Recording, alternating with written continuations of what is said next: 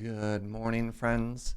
How's it going, everybody? And welcome back to another day playing some Minecraft. Today we're going to continue digging a hole. Best intro ever. Yeah, all I wanted to do yesterday was build a sugarcane farm. And then all of a sudden I find myself getting bees.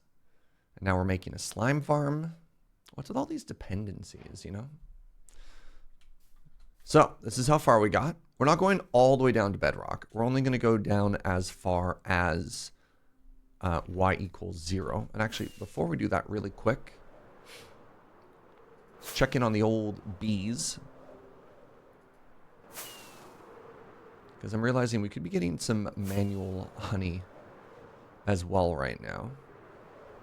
Mind you, that's going to be going a lot slower since we pulled most out, but whatever. Boop. Shave that yak. I thought it was a yak shave. And then I was corrected that it is in fact just a normal dependency.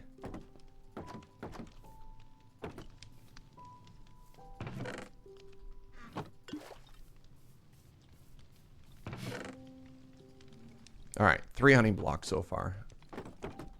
We'll really start cooking with that stuff later.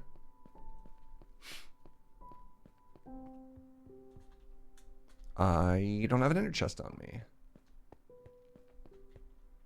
I should always have an ender chest on me. At any point, if I don't have an ender chest on me, I should be asking myself, where is my ender chest?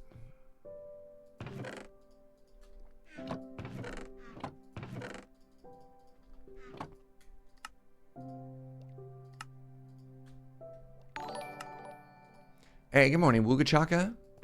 Thank you very, very much for the 42 months of support, friend. Is my ender chest Poochie? Who is Poochie? Maybe? It depends. I don't know who this Poochie is.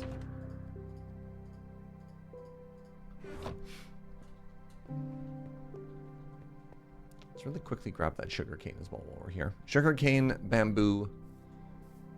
And then I think what we're actually going to do is we're actually going to go straight. I mean, it's not faster. We're going to go straight to the ender and repair this pick. And then I'll get us a nice fresh start to the day. You know what I mean? Look at my first mistake. Proud of you for sharing, Serge. I've never made a mistake before. So that's really brave of you to share.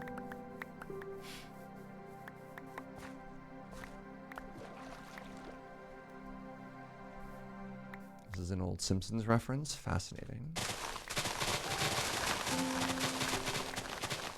Is anybody still watching The Simpsons? I mean this, like, genuinely. Not in a trying to be, like, crappy sort of way. I remember it being, like, a really, really big deal when I was younger. Has it moved to, like, online streaming? How do people watch The Simpsons? You still need cable? You didn't even know it was still running? I think we would have heard if it was canceled. Beloved TV franchise, The Simpsons, finally canceled. It's on Disney Plus. What? Disney also owns The Simpsons? That's wild.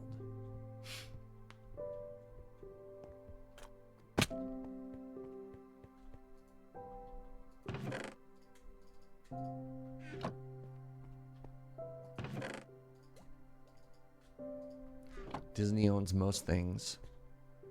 Oh, speaking of owning most things, didn't Amazon just get hit by like a... Oh, buckets. Where's my bow?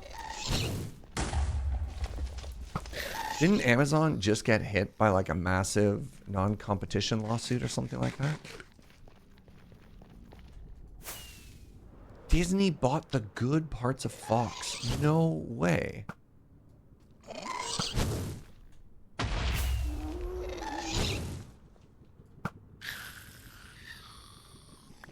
Yeah, I had no idea. Oh, there's the Joe Kim bougie lantern again. Man, these ghasts are a menace. Look at this.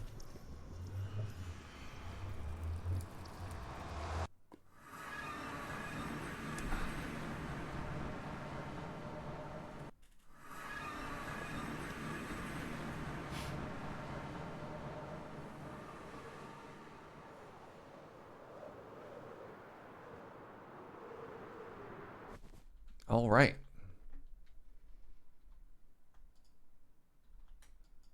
How are we doing down here? Overflowing again. Good morning, Devil Risen. Welcome on in, friend.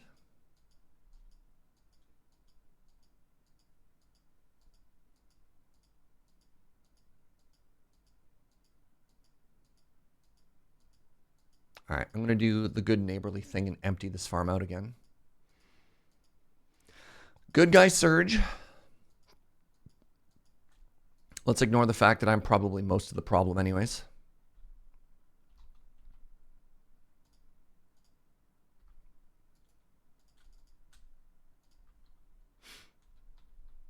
Caught up on the Punch-a-Chunk race. It was epic. Thank you. I dug a hole. I think I did a good job.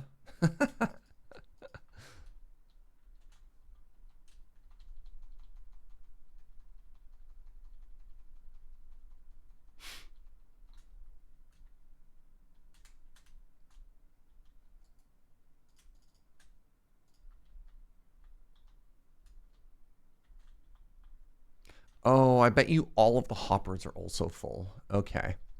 So if that's the case, 6 times 5, it's like another 30 stacks. Oh, that's a lot of stuff. Ow, don't touch me. How long should I wait?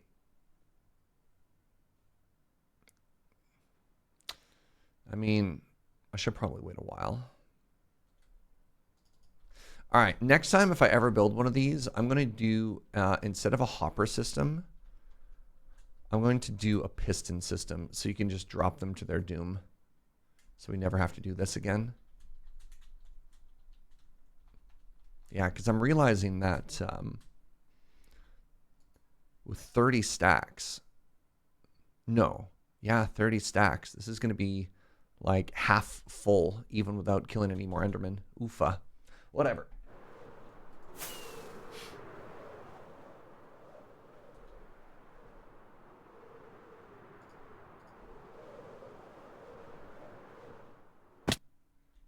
Alrighty.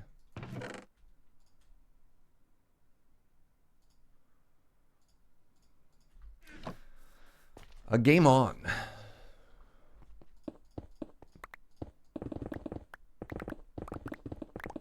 So good morning, everybody. Welcome to our sort of cozy morning mining vibes. What did I get up to yesterday? I got to hang out with Suffix, dear friend and channel moderator. Took him out for chicken wings last night, which was delightful. Hello, unknown Friday. I don't know why I struggled so much with your name. I wanted to call you Unknown Morning. I had sort of like a weird bit of luck.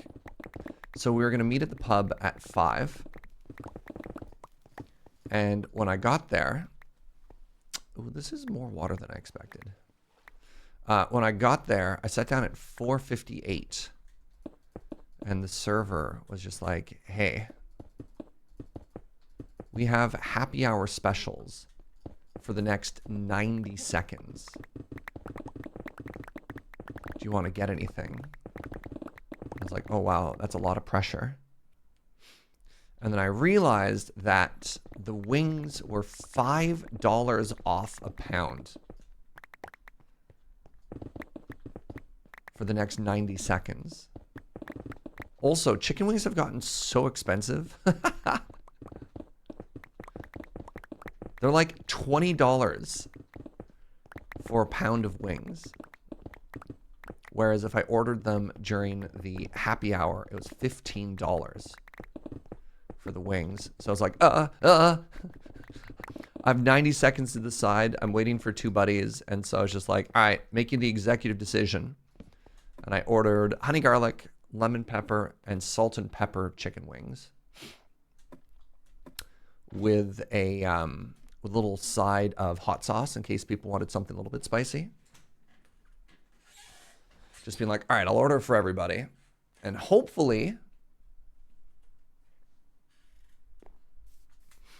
Hopefully everybody's happy. And then they were. It turns out, oh, hi dog. Turns out I ordered good wings and everybody clapped. And they were way cheaper. So yeah, there you go. There's my chicken wing story. Great story, I know. Used to struggle with Darth Vader as well, but I learned eventually how to read the lead speak. Unknown Friday with like proper camel casing should not be hard to spell. I blame my brain. I know I'm officially back. I know I'm officially back and no longer jet lagged because I had my first sleepless night. Ah, brings a tear to my eye. We're so back, baby, when the insomnia's back. You love to see it, said nobody.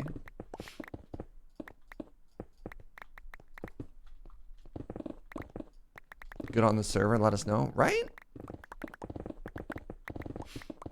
So that was fun. I hadn't just like hung out and had wings with friends in a very long time. All right, actually, this is an interesting conversation.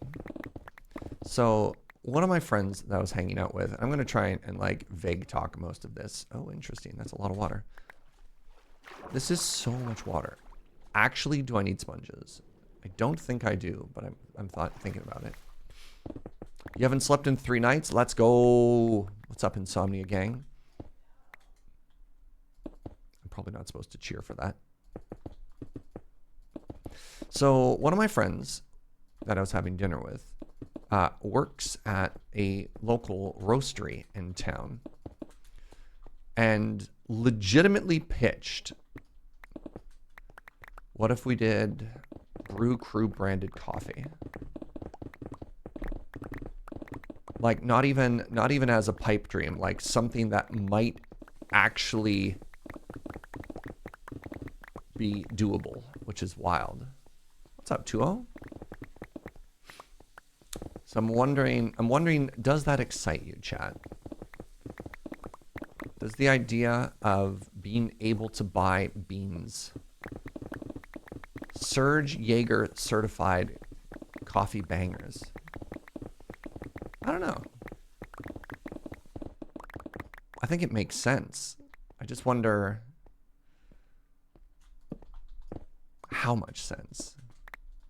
That would be interesting. Interesting for sure, right? I don't know if we could ship to Europe. I don't know if that would ever be financially worth it for the Europeans because coffee is heavy. Try and import down under. Oh my God, it'd be so expensive to ship to Australia. I think it would be possible. I don't think it would make sense. Because I remember even trying to ship like a couple of pounds to Australia or from Australia in the past, being like $50 to $100 just for shipping. And considering a bag of coffee is like $16 to $20, that is a big oofa doofa. You know what I mean? You'd buy my beans, but shipping to Australia probably not make sense. Man, we got a lot of Australians here this morning. What up, friends?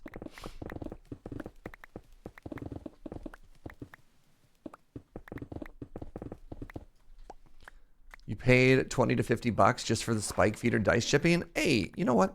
That's a big solid, by the way. Big fan of the spike feeders. One of my absolute favorite stories from Amsterdam.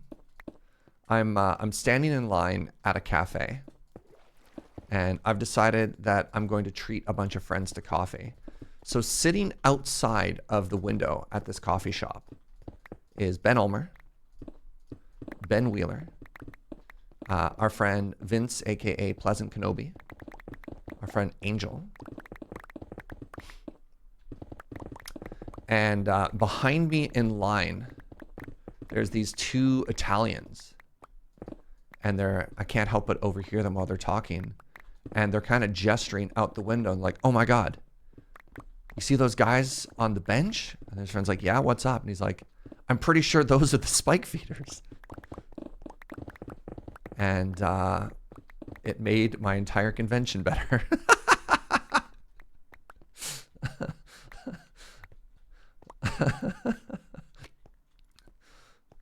And I was like, wow, this is the greatest day of my life.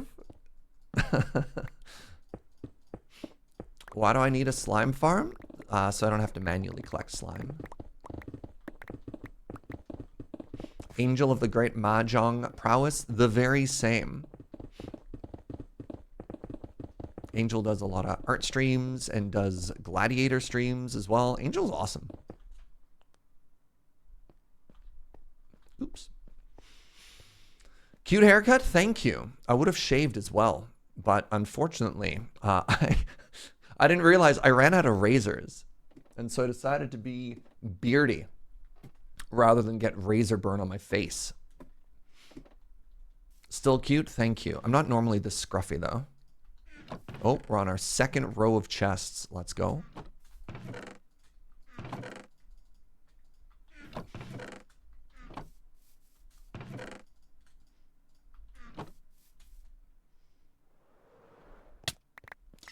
Pardon me.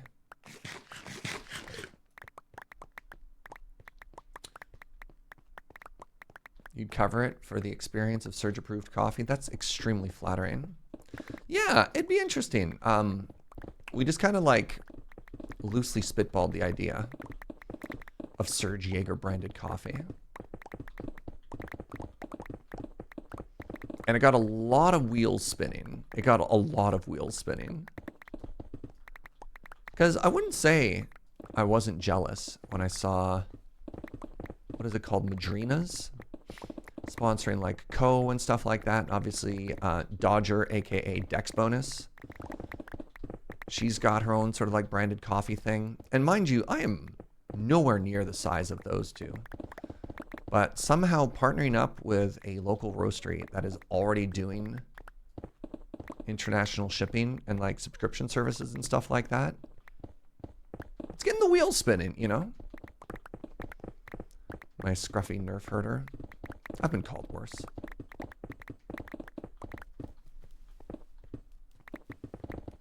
So I don't know. Keep your eyes and ears peeled. Peeled? That's not a word. Peeled regarding that. I've been called worse names like James. I don't know if I've ever actually been called James.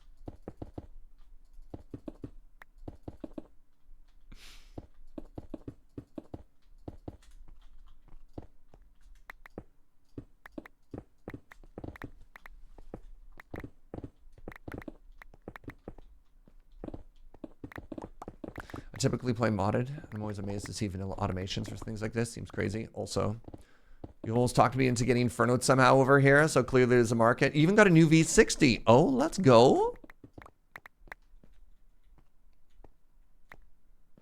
Hey, James, who are you talking to?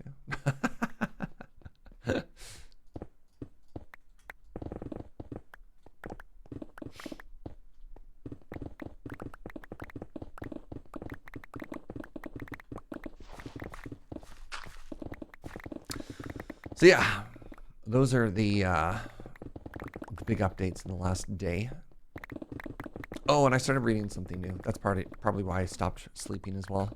I found another just peak Serge. Ridiculous popcorn light novel to read at night. I shouldn't have brought it up. I don't remember the name. Strongest Magus System or something stupid like that. Just like, ah, yes. More junk food for the brain. People who read a lot of like online stuff will definitely all share the struggle of reading faster than things can update. And so you've got like 7 different light novels on the go simultaneously. But they're not updating fast enough, so then you pick up an 8th. And then a 9th, and then you're like, okay, I'm reading too many simultaneously, and then you drop a couple, and it just kind of goes back and forth. The automation of a large slime farm seems awfully like punching chunks, eh? There's some similarities. The starting point is certainly a hole. What I use to read them, I mean, typically just random translation websites. I don't use an app or anything like that.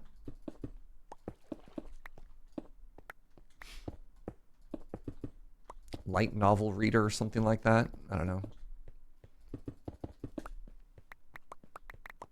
Whichever one has the least obtrusive ads.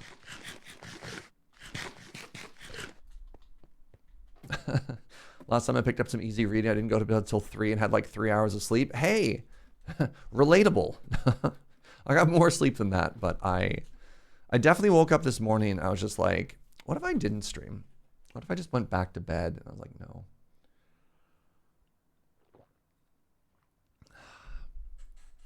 That's irresponsible.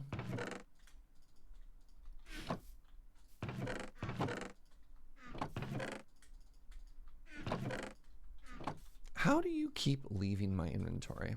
I keep putting you there, and you keep getting replaced by something. Oh, it's when I break a block. I understand now. I solved the case, chat.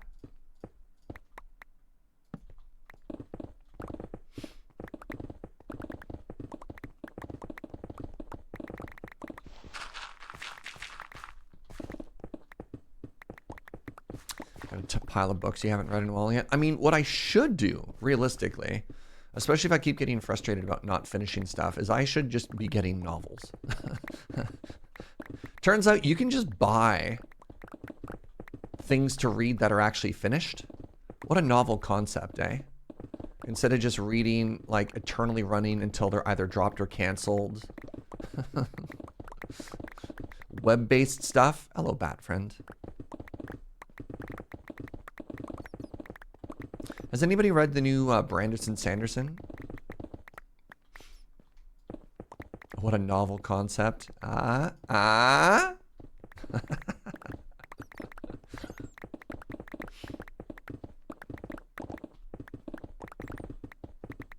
don't think I've read like a book in a while. I think the last book I read was Gideon the Ninth. That would have been maybe like 2 years ago, which is odd, again, because I'm reading constantly. Just not a lot of novels. That's not true. I also read Jorbs' book.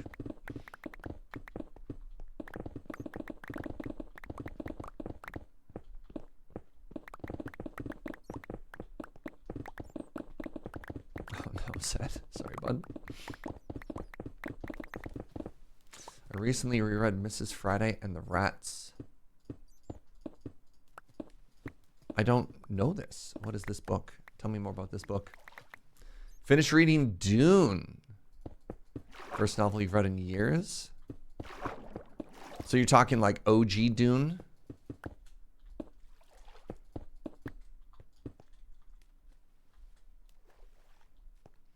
You've been listening to audiobooks while you run. I have never been able to get into audiobooks. And I've got friends who are giant advocates of audiobooks. They're just not for me. One of my buddy's favorite things is audiobooks on road trips.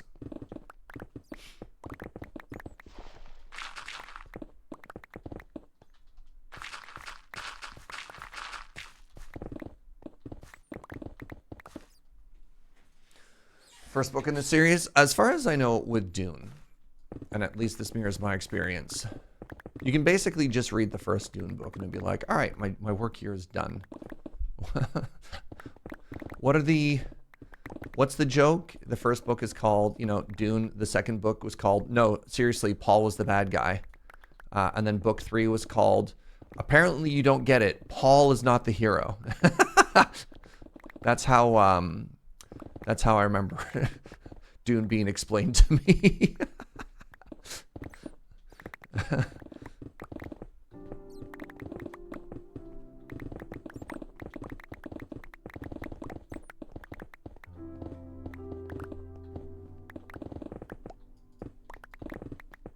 wonder if we should make another pickaxe just to try and speed this process up a little.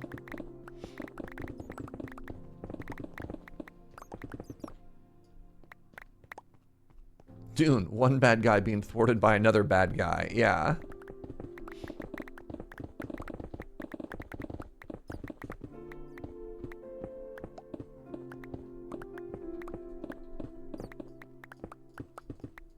You know what? Operation get a couple extra picks, I think, is going to be a stroke of genius. Let's do that. Why are we digging? Stream title. answers it all.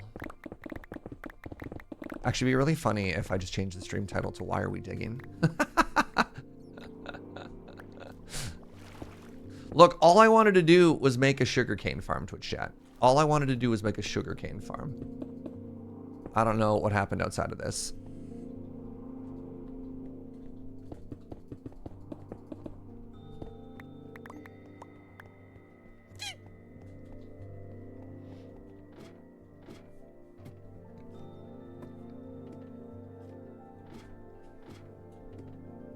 Ah, good morning, Gunner.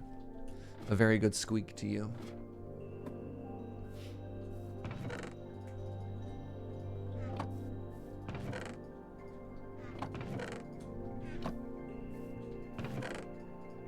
All right, let's go north.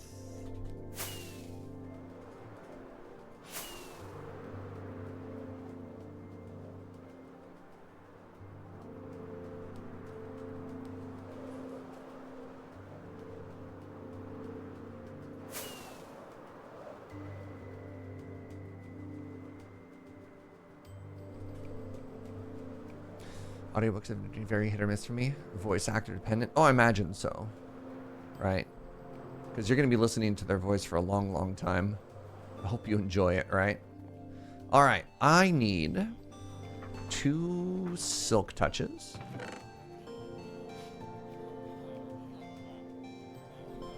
I need 2 unbreakies. I need 2 Mendinis. I need 4 efficiency 5s. Wait. 4 efficiency 4s, so I can have 2 efficiency 5s. Gonna take over a woodland mansion? No. This is Joe Kim's base. Joe Kim has been doing all of the grindy stuff this season, which I appreciate.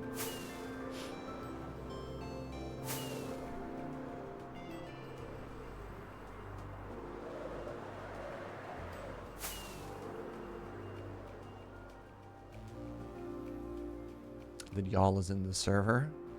I mean, the royal y'all. I don't want to erase all of Joe's hard work, though. My answer stands. You are technically correct, but so am I. T.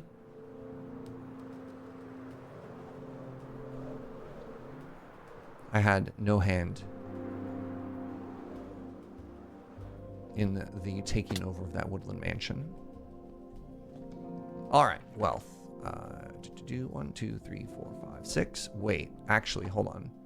Tools and such. Do I just have a diamond pick? All right, we're going to be really cheap here. We're actually going to use a broken pick.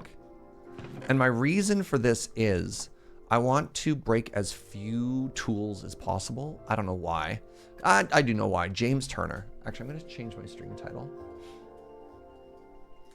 One does not simply just dig a hole. There we go. A lot of questions in the stream title that are now being answered by the stream title. That should help. A lot of people were confused coming into the stream.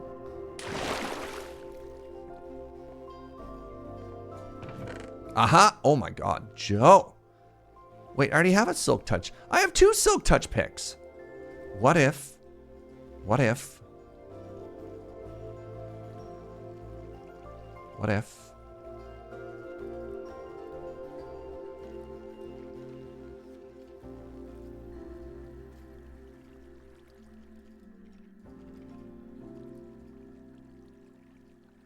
Just need 2 more mending books.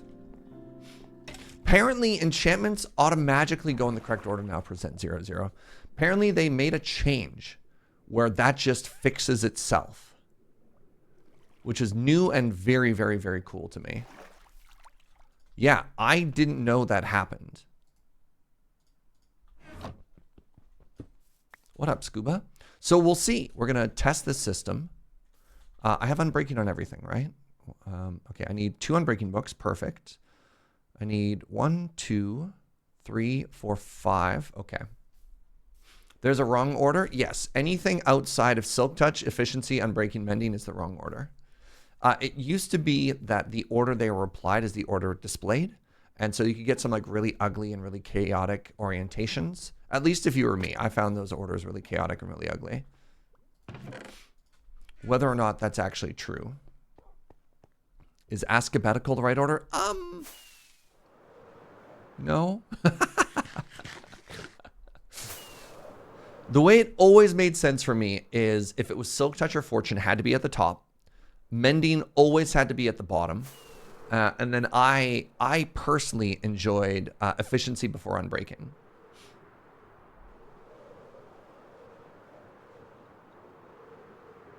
So on armor, it would go like protection, unbreaking, mending, or something like that.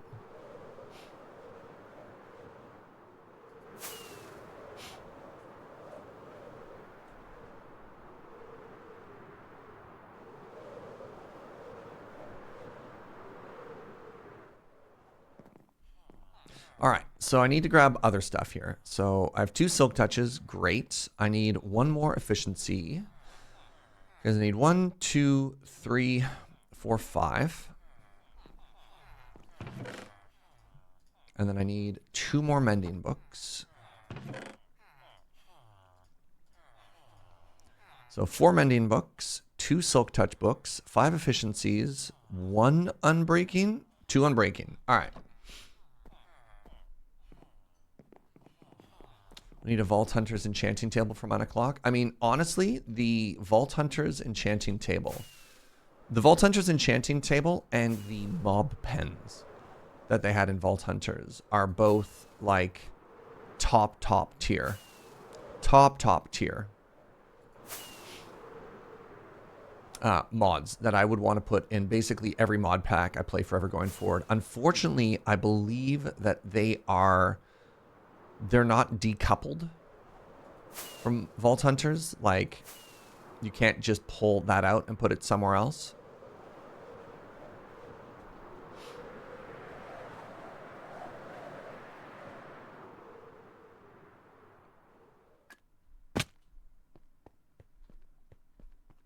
Still learning where everything goes.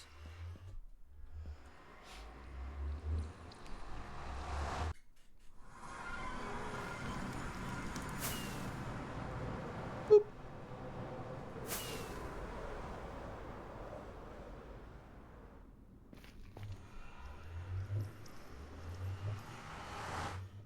All right, let's go make ourselves like 17 picks, shall we?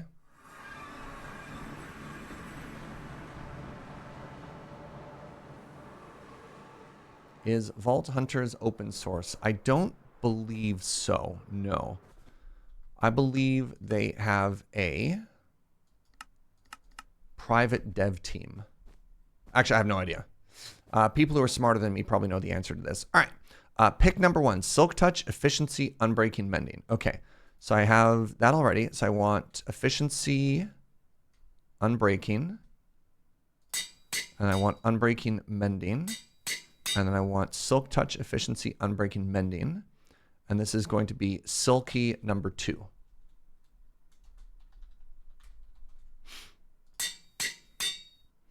Now, I have Silk Touch, efficiency, unbreaking. So I want efficiency, mending.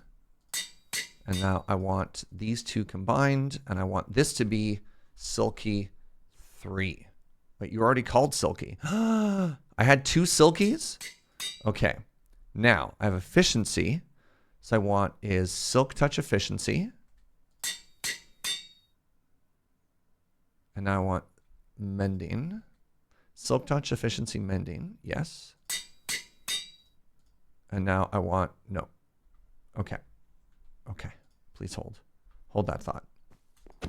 Oops, I punched them. Good morning, Inkslayer. Wait, how many? Oh, it wasn't that bad.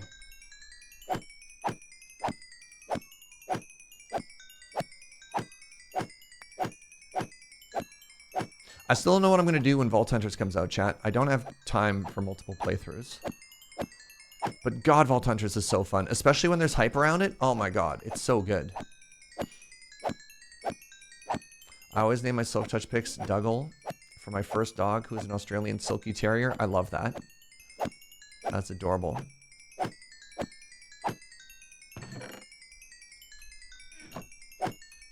Oh, right. I wasn't actually even repairing myself at any point here.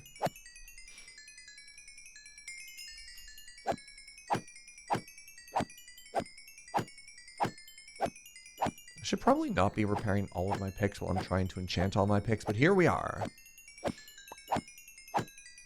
The early days of new SMP are always the most fun. I kind of feel like we missed some like important hype in this world. Which is like, it's fine. Oh, hello. Goodbye. All right, so we have this and we have this, right? Silk Touch Efficiency, Unbreaking Mending. So this is going to be Silky 4. And then we have Silky the 5th over here.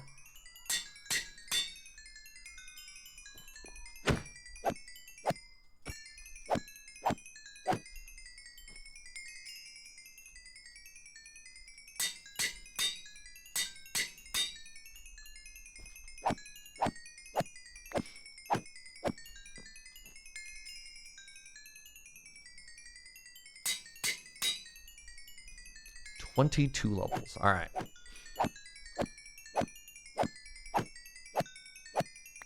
That's fine. Maybe this Tuesday? I have no idea what James wants to do for 9 o'clock. Maybe we actually have what looks like the official kickoff of this server. I have none idea. He's too busy with the subathon.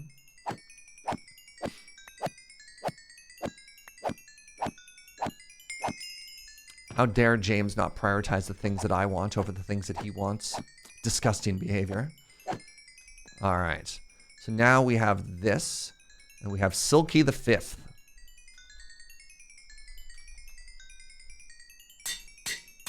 And look at that. All of the, I don't know if it was because of my careful planning, but all of the enchantments are in the correct order.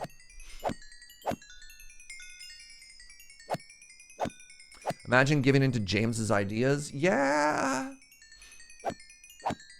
Look, even this is not a judgment, but even if I don't personally like everything that James does, if one of my buddies is passionate about something, I will always be there to support. Right? Like, so yes, that is why I will listen. Like, who enjoys digging holes? The Punch-a-Chunk is not a labor of love.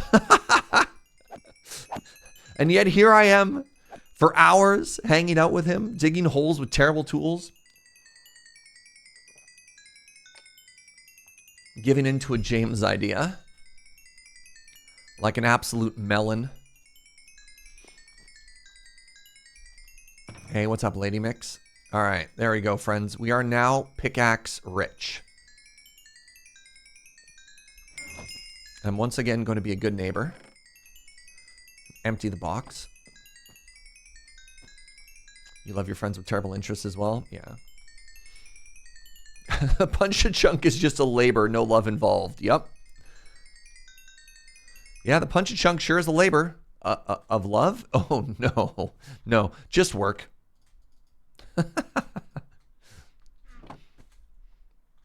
All right.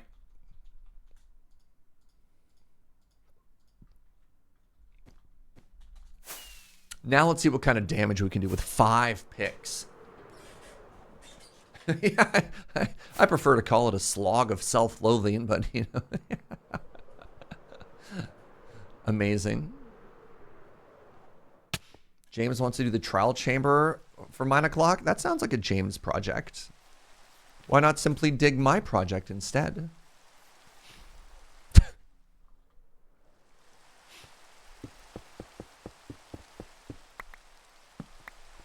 I don't know about that one. I don't know about that one, James.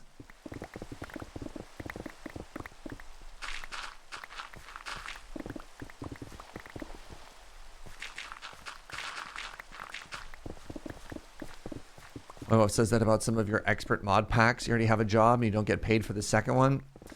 There are a number of video games that I have tried and eventually given up because it just feels like another job. That's why I stopped playing World of Warcraft. I was just like, yeah, I don't know if I'm having fun. And I just kind of feel like I have to put in a certain number of hours every work week or else I fall behind. Oh, beat the trial chamber. Yeah, that could be fun. I would love to get one of those hammer times. So at some point I need to redo one anyways. But also, like, regardless of doing a trial chamber as part of MOC, I know we probably want to continue collecting one of every item. And in order to do that, we have to beat probably several trial chambers, right? Because we need to get all of the unique drops. And then on top of that, we need to collect just like extras of the keys and some of the mob drops and stuff. So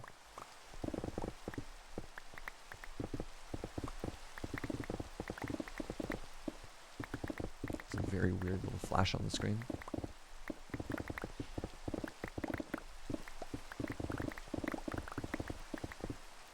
Do more mobs spawn if there's more people? I have no idea.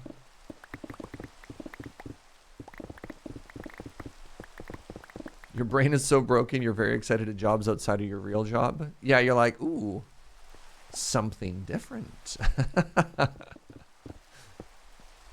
I know a lot of software developers look at games like Factorio and they're like, wait, this is just work.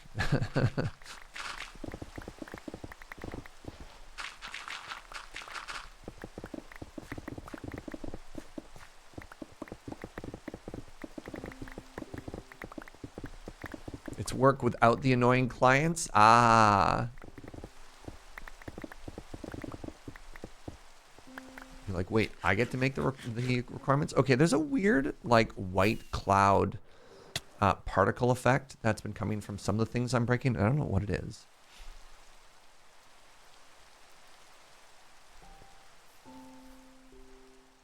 Is chat an annoying client? You do okay, chat. I probably could have... Why wouldn't I just empty my inventory while I'm up there? It's already so full.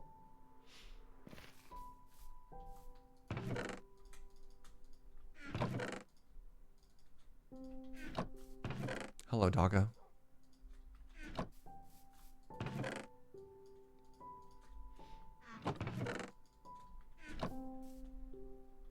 As a dev, I never do dev outside of work. I'm not one of those devs. I prefer like farming games.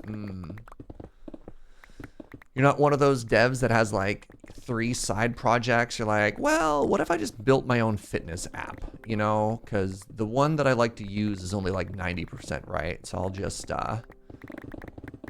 just put 300 hours into making the perfect fitness app.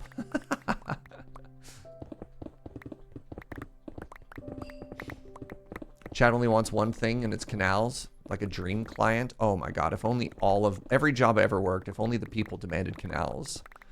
Like when I worked in coffee, that'd have been great. I could have just told them we don't sell that and they would have left.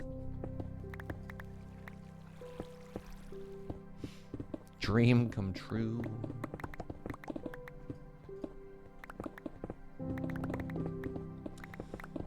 I've been fighting my life in this industry for like 20 years to have dev be a job and not a lifestyle. You know what? You're right. I think for a lot of people, dev can also be, yeah, a lifestyle and a personality. And it doesn't help that a lot of dev stuff really does lay into the lifestyle. Like if you're looking at San Francisco style startups, they're like, oh yeah, we'll offer you like a gym and all kinds of stuff. We'll encourage you to take on side projects and continuously keep learning and all that stuff. It's an industry with some tricky work-life balance stuff for sure. My job involves a lot of closely examining paperwork for discrepancies. Could not please play papers, please? Oof. That's very funny.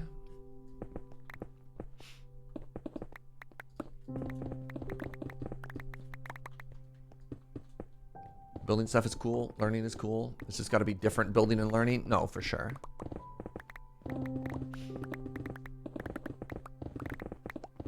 I mean, the tricky thing for me these days is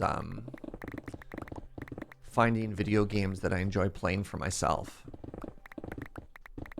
Because I already spend entirely too many hours a day sitting in front of a computer. But I also just really enjoy playing games, right? Like I'm gaming for decades.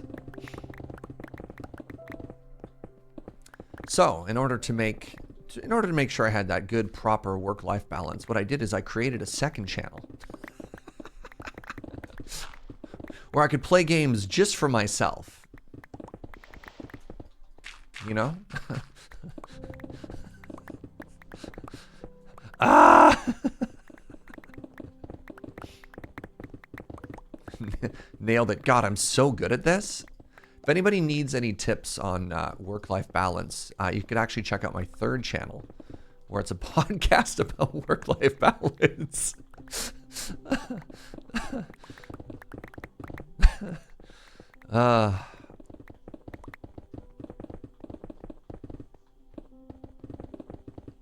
This is hitting a little too close to home. Isn't that the best kind of humor? Where you're like, haha, but unless.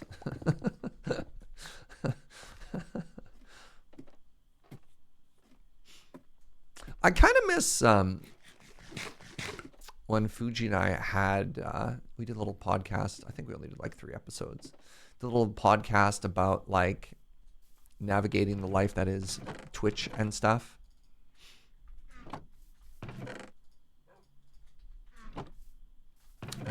That was fun. I love talking about like meta Twitch stuff.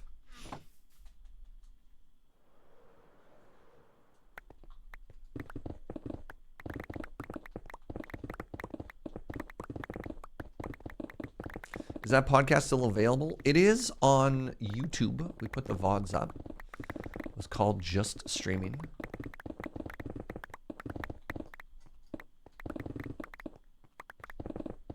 We streamed it live on Twitch and then tried to like chop it down a little bit to remove all the ums and stuff. We never really hit our rhythm. It's a vodcast, I guess. Is it important to differentiate? I don't know. I figured podcast was more intent than medium.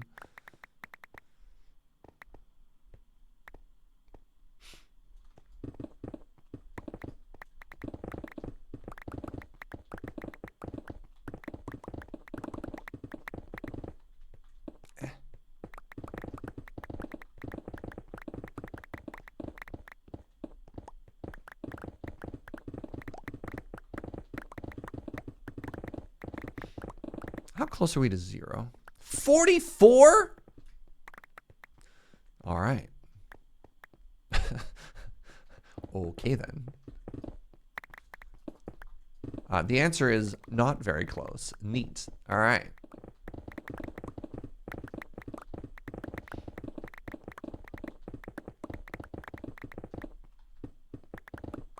One third of the way there. I think the problem is we started in a mountainous area. So we started a little bit higher than like the traditional 64 or whatever.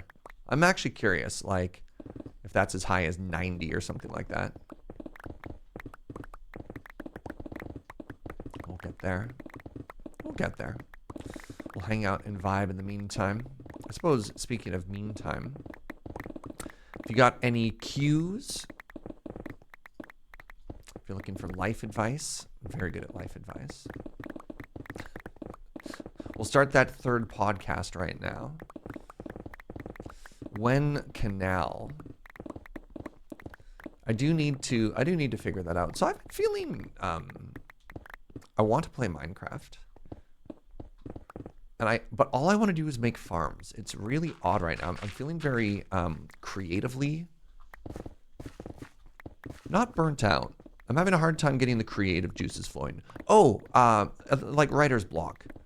But for pretty builds, like I have no idea where anything wants to go. I have all the things that I want to build, but I have no idea where I want to place them, if that makes sense. So I've been struggling with that. Serge, it's 1:44 a.m. When should I stop watching your stream? Oh, what should I do once I stop watching your stream? Sleep? I'm new. Why are we digging? One does not simply just dig a hole. There we go. I don't know. The stream title, I thought was doing a very good job of explaining stuff. Sometimes you just have to dig a hole.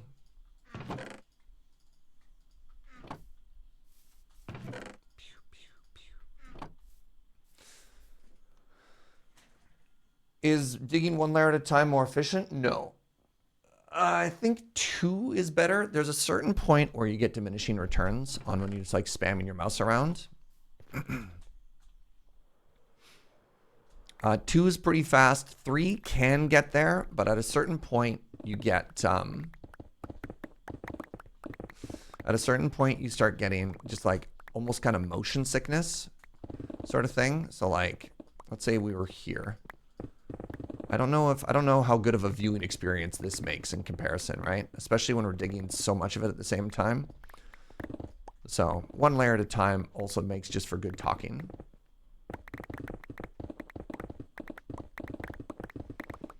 So that's the other thing to think about, right? Is also vibes.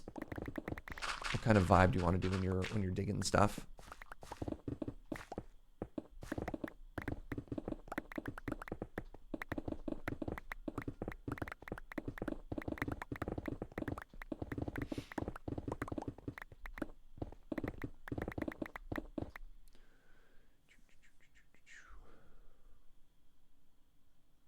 Twitch and YouTube creation is weird because it's kind of a project that never ends.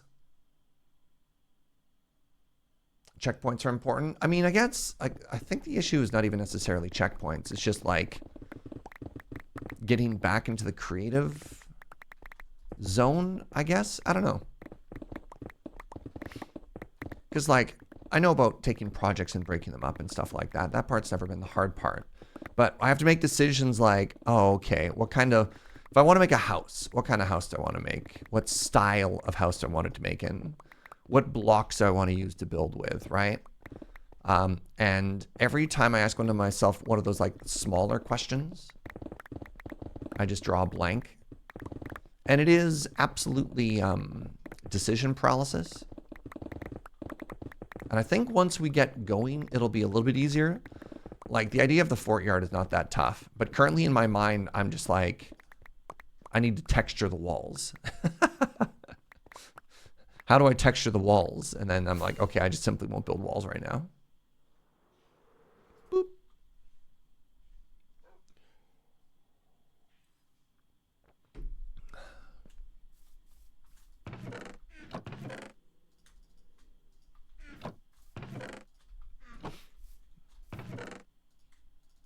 I wonder if I start digging holes on the regular, if one of the first things I should do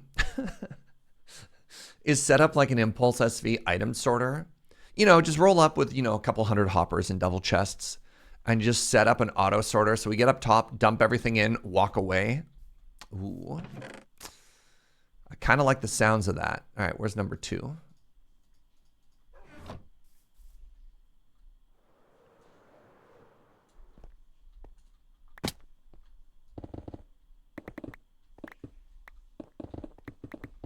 Digging a hole for a rocket farm. Just happen to need a slime farm to make the sugarcane farm to make the rocket farm. A little bit of scope creep.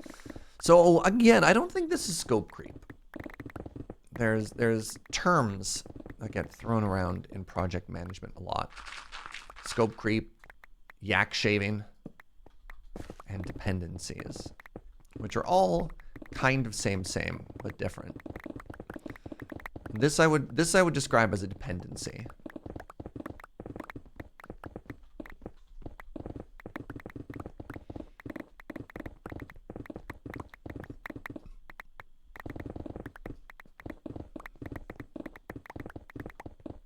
What if we made a gunpowder farm so we could use the TNT to dig this hole?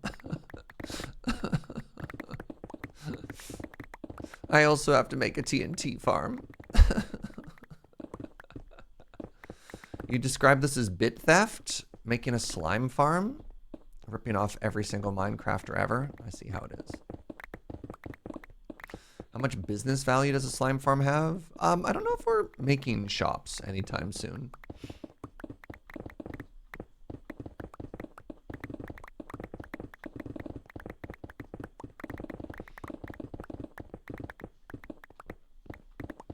But yeah, if maybe we do end up jumping into a little bit of like an economy situation or store sitch, that'd be kind of fun. So like Joe, for example, has just been giving out enchanted books, which is kind of wild. I'm just going to go ahead and write down a big 0 there for your business. Yeah, fair.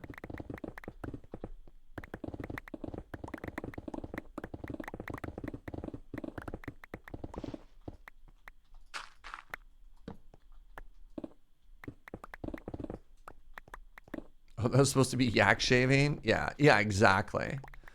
Putting an item sorter on there is somewhere between yak shaving and scope creep.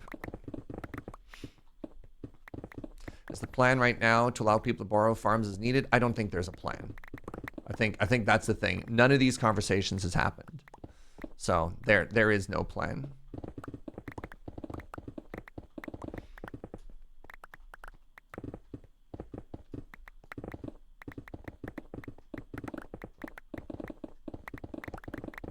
Yeah. Because we never really had like an official start to the server, there wasn't really like a launch talk or anything. And the nice thing is playing on a server with a bunch of people you trust, there isn't a lot of chances of conflict, accidental, because most people are going to err on the side of like, you know, respecting boundaries and stuff like that.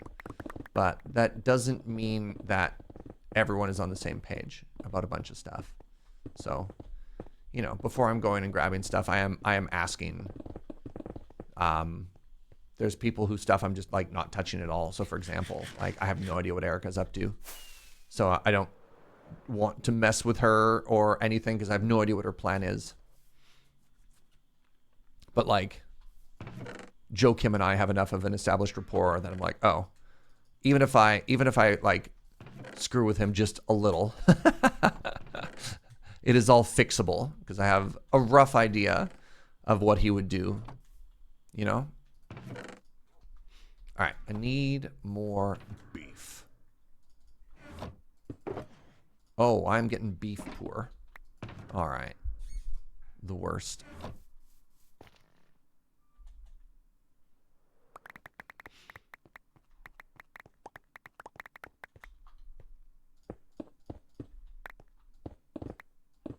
Oh, hey, look at that. The SAS plan. It describes everything. When the SAS plan is more helpful than the plan. Oh, my goodness. Let's go.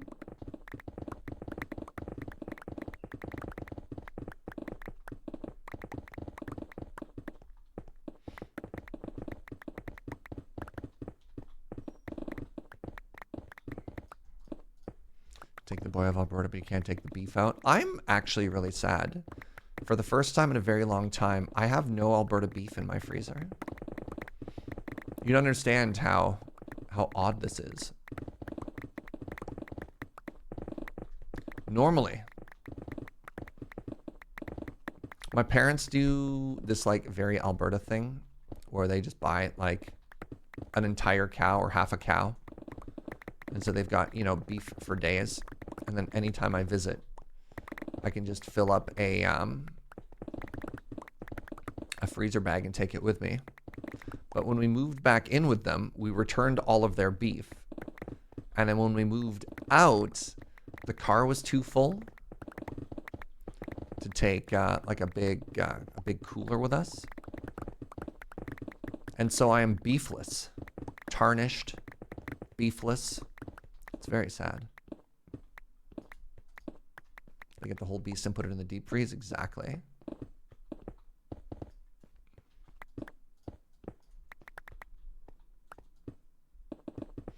The annual binding of a cow is why my extended family all have chest freezers. It works. I mean, it's more money up front, but like the cost per pound is way cheaper. That's an Alberta thing. Well, Alberta is like an actual cattle growing area in Canada. And that's also where I'm from. So like, but I don't know anybody who does that on the island.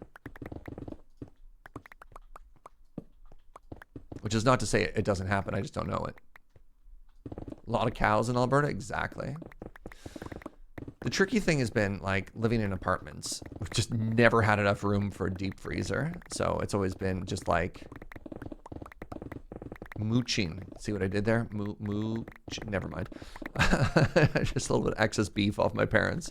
You know, coming back with 10 pounds of ground beef or something like that.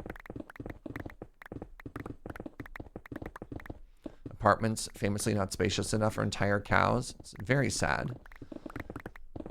Just really showing the divide between the rich and the poor. No room for cows in apartments. Much like Sleepless in Seattle, Beefless in Victoria.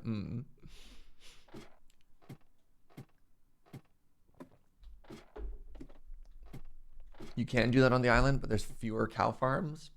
Yeah, I mean, beef requires a lot of money and a lot of space. Most of the farmers on the island, I think, are like pig. Does that sound right? Pig, goat, chicken.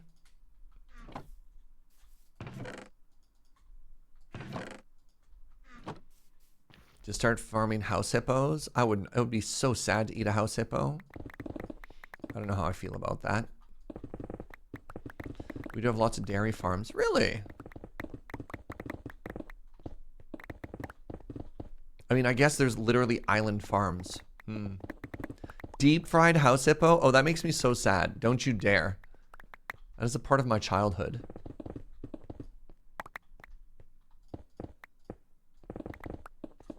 All right, how big is Vancouver Island compared to Tasmania? Size of Vancouver Island. Okay, so Vancouver Island is 32,000 kilometers. Size of Iceland is 100,000 kilometers. Okay. Size of Tasmania, 62,000. Okay, so Tasmania is literally between Vancouver Island and Iceland. Got it? You now have 3 data points. With that, you can triangulate. Vancouver Island's kind of huge. I think the thing you need to remember about everything in Canada is we got nothing but space. Canada just keeps on going. If you want to see a whole lot of nothing, forests, mountains, fields, whatever, boy, Canada sure does have a lot of nothing.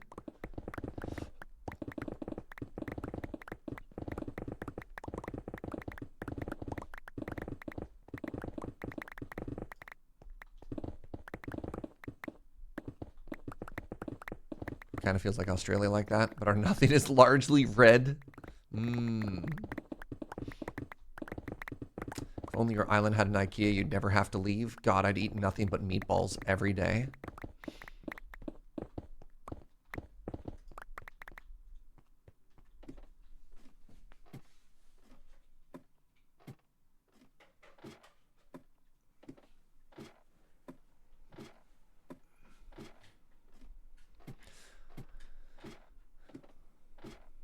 You're planning a trip to IKEA as we speak? That's so funny. I mean, we kind of have a Costco. I should get a Costco membership card. Or I think you can use E-ones now. Maybe I can get on my parents' account or something. I was just thinking, my last meal in Iceland, actually, we just went to Costco. We went to Costco and we got a giant flat of Costco sushi. I just went like full gremlin mode in the hotel. It was very funny.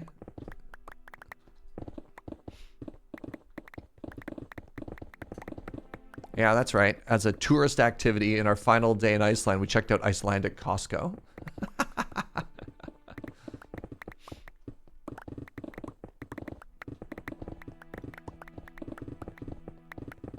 Pretty keen to get to Victoria one day. Looks pretty, and it seems like a thing I could do if one was already heading to BC for skiing. Yes and no.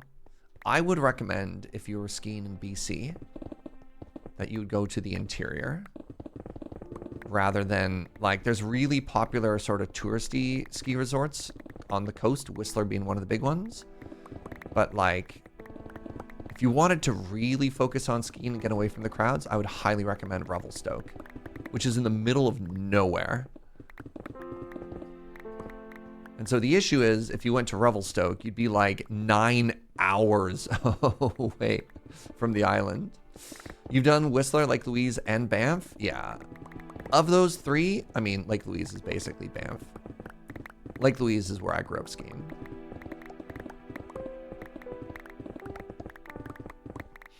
You're actually on your way to pick up shelves from IKEA right now? Dang.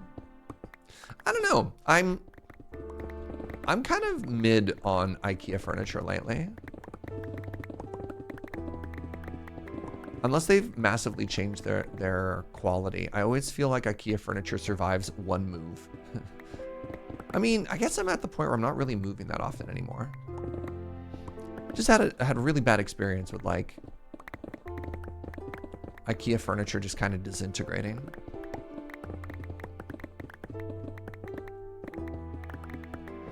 IKEA furniture is good, simple, hackable, and lasts an okay amount of time. Yeah.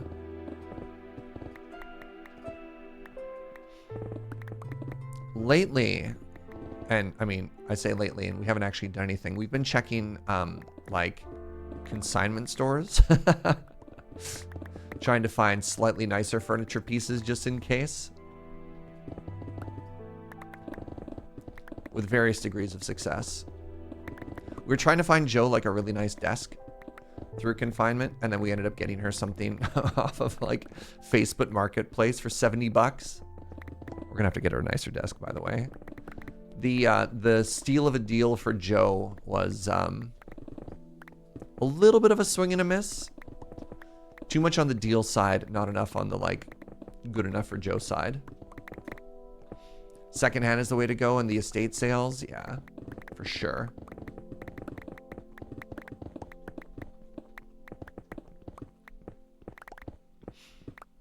Lady Maxioni, tech companies that are going out of business and looking to liquidate all of their, you know, computer desks just in case. You've had amazing luck with Marketplace since you moved. It can work great. I enjoy buying off Marketplace. I hate selling off of Marketplace. Because every time you sell, people flake, people try and haggle with you. Every Wingus and Dingus shows up and you're just like, man, I do not want to deal with you.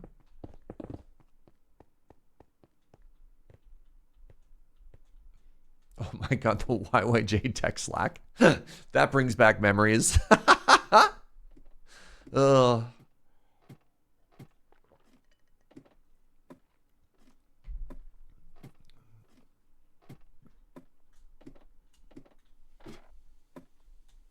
Ah, I remember that tech Slack.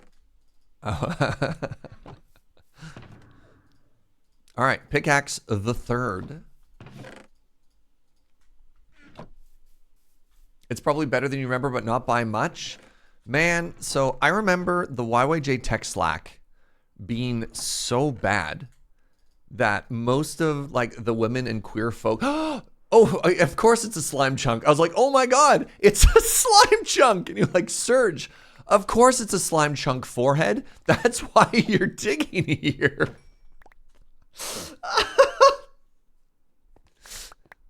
Sorry. Oh my god. Oh, I'm okay. I'm okay. I actually forgot what I was doing. I'm okay. Anyways, the YYJ tech Slack being so bad that all the women and queer folk left and made their own like tech Slack that they could talk about stuff. And then a bunch of tech bros being like kind of butthurt about being excluded and then worming their way and into the other space and then making it just as bad as it was, which is why they left in the first place. And you're like, oh my god. YYJ tech Slack was the first one, and oh man.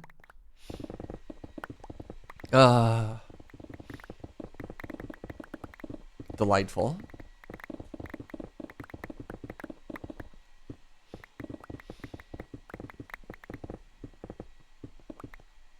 Oh, the people who are running the ladies Slack now run the main Slack, and it's so much better. I'm so glad to hear that.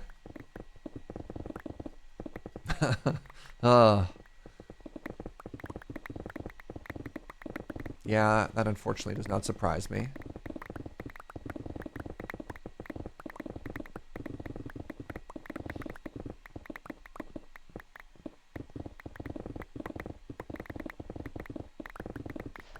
Boo.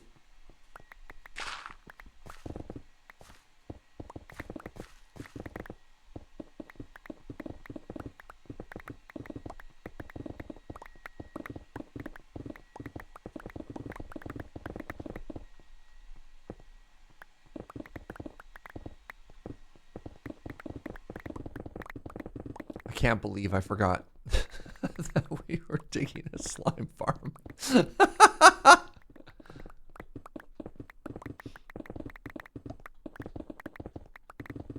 Unbelievable.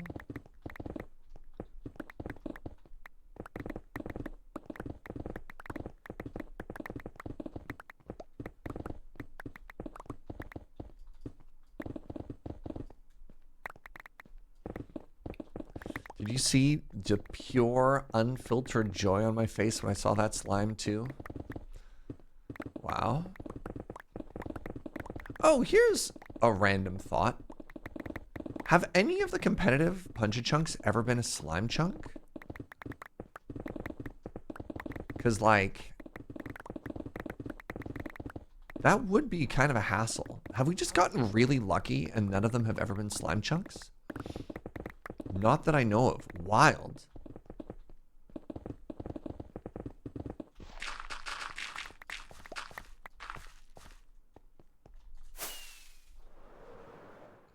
Boo! My first slime balls. Look at that. It's already producing. Yeah. You know, it'd be incredible if I was like, that's all I needed. 4 slime balls. Job's done. And just left.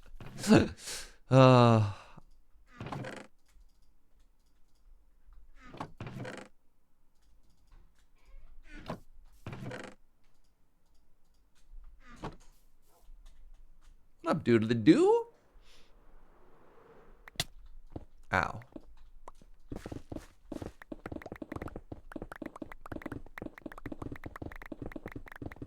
Surprise, my goal. Yeah. Huh?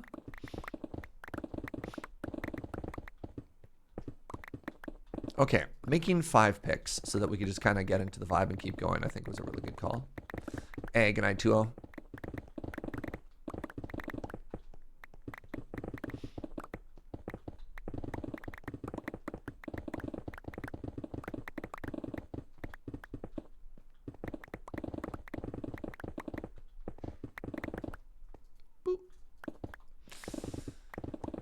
Man, 3 chunks at a time sure is more work. That's okay, though. Oh. Oh. Pardon me. All right. Magic talk time. Who's hyped for Bloomborough? We got the PPR coming up this Sunday. I get to both play and judge, which I'm pretty excited about. I am hashtag WotC staff. Yeah.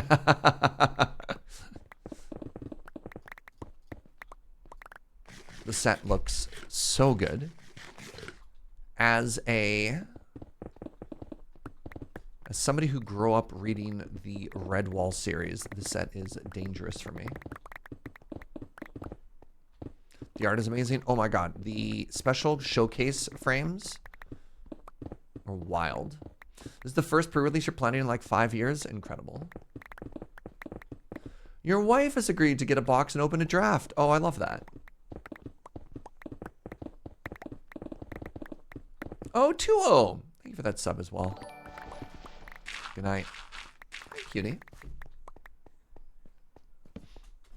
What do you think about second coffee, my Joe?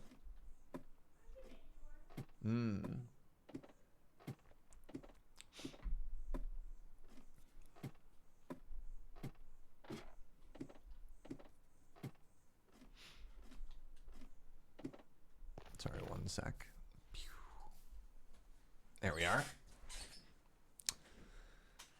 I'm going to take all that PPR energy, and I've already started, like, trying to brew new decks as well. Once again, another problem of not having enough time. I think it's time to dust off the old recurring nightmare deck. You're hosting 10 people to our place for a pre-release. Oh, like you're doing your own pre-release? Oh, I love that. What animal in Redwall would I be? So, correct me if I'm mistaken. In Redwall, were they all mammals? Or were there ever like reptiles and stuff? I actually can't remember.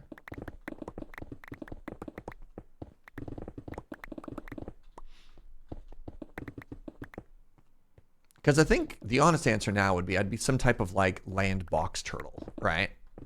But I think Redwall was all mammals. If I remember correctly, the heroes were like hares and badgers and rats and mice rather. And the villains were like weasels and wolves and stuff like that. I don't remember entirely. Yeah, it's been, again, like 25 years as well since I read any of them. So what if we retconned it slightly? Box turtle, final answer.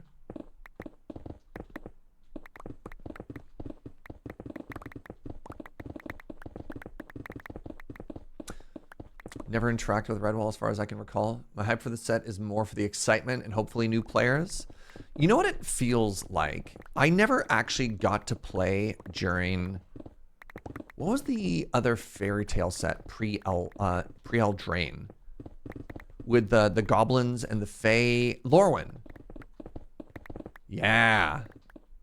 It feels like that. It's just like, welcome to a very light-hearted and fun dream world of magic.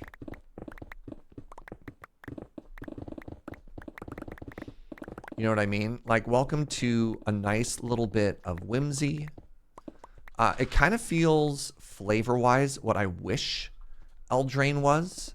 Because Eldraine was all fairy tales and stuff like that, but it just felt a little too pushed. And this feels... I mean, Eldraine 2, I think, was in a much better place than Eldraine 1. But yeah, this feels just right. Speaking of fairy tales, right? This one is too hot. This one is too slow.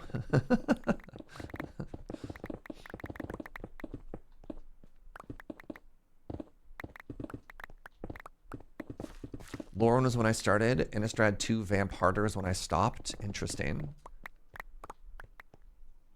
I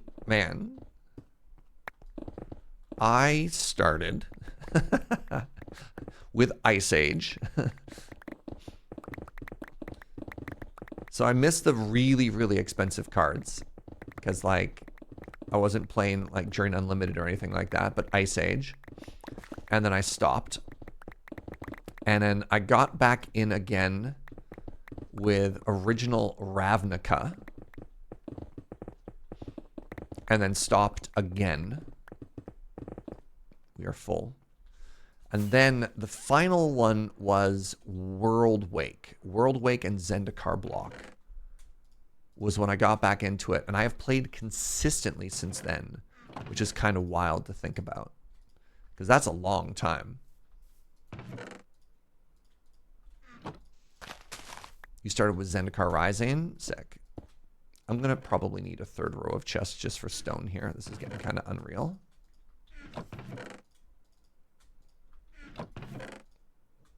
Gravel, andesite. Pardon me. Pardon me.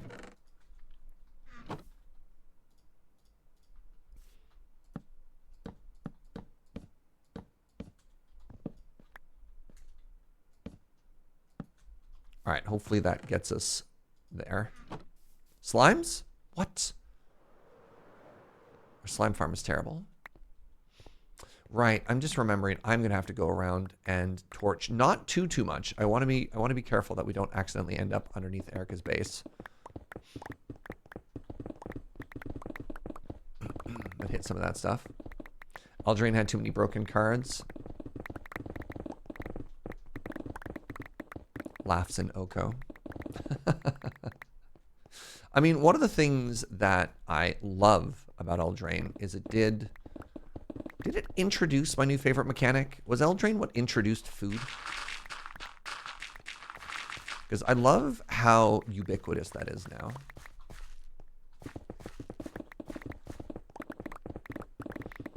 I'm trying to remember stuff. I think Ixalan introduced treasure tokens. I think Innistrad introduced clue tokens. And then was it Eldraine that introduced food? Serge, I idled at the witch hut yesterday for a few hours and got 11 stacks of redstone blocks? Wait, I didn't even know they buffed the redstone drops from witches. Wild.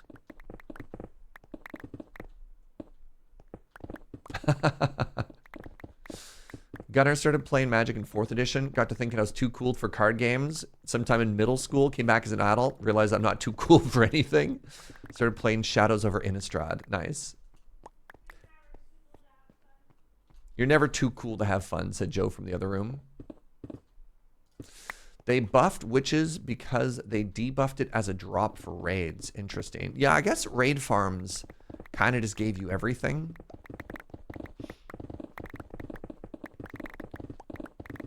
I've never... I was about to say, I've never made a good raid farm. We made that one hilarious raid farm on 9 o'clock that did kind of nothing.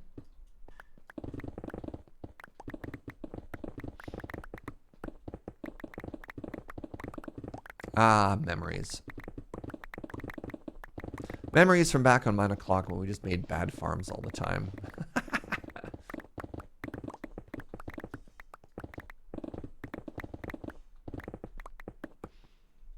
The scale of that raid farm that did nothing? Yeah, but it looked sweet.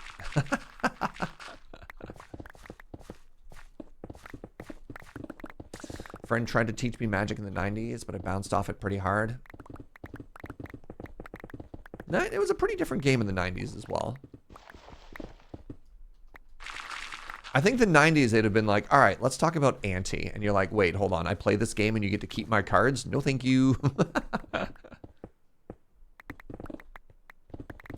nothing farm? How many stacks of nothing could it generate per hour? Oh, you'd be shocked at how much nothing that farm made. God, its rates were out of this world.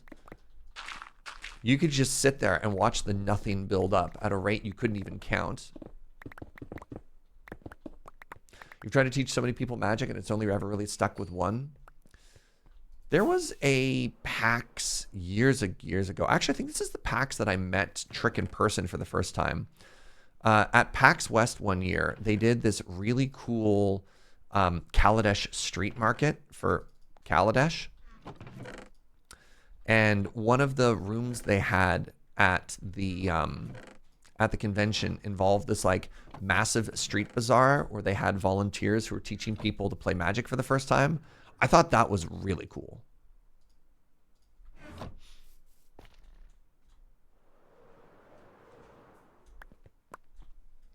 $2016. Holy moly.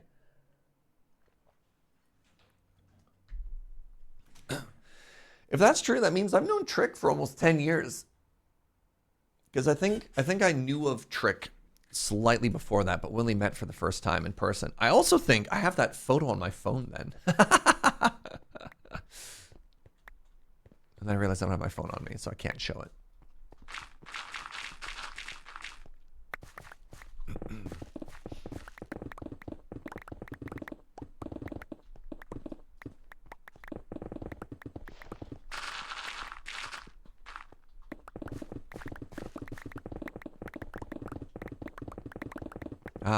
Time.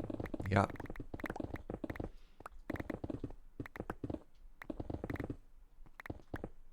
Oh no, Yendinator.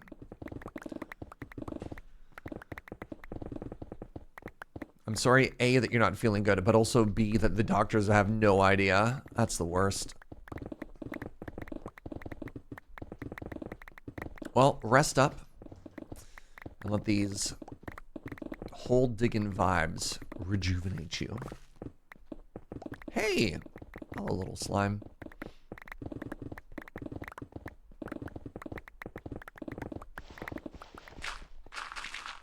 How do you do?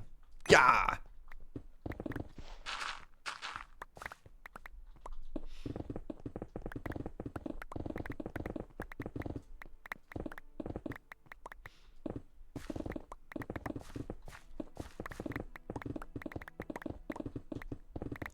You have some kind of nasty viral infection.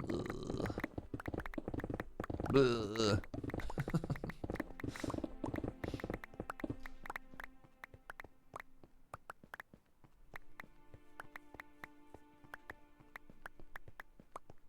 Got a sweep.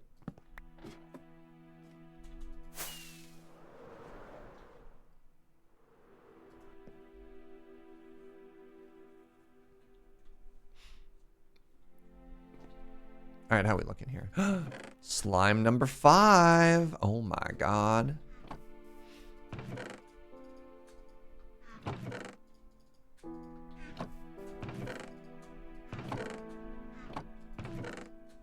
Gravel and site.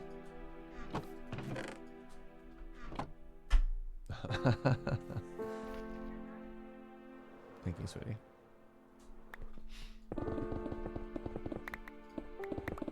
Joe's very fairly asking me to contain all of my MagicCon stuff into this room. I think that's fair. Here's a random question. How many of you keep your old lanyards and badges from old conventions?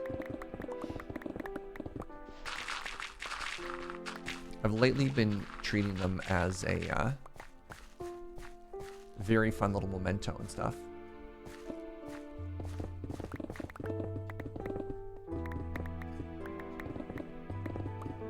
You have all yours hanging on a doorknob? I love. You do, but not on purpose. How do you keep stuff not on purpose? You just like put it on a box and forget about it? And later on you're like, oh, hello. Pretty much? Alright, that's fair.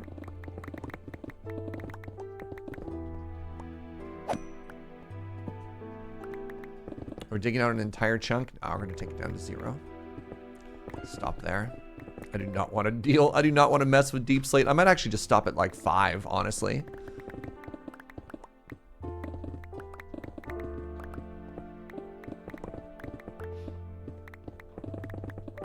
You have a swag drawer and lanyards go in that as well.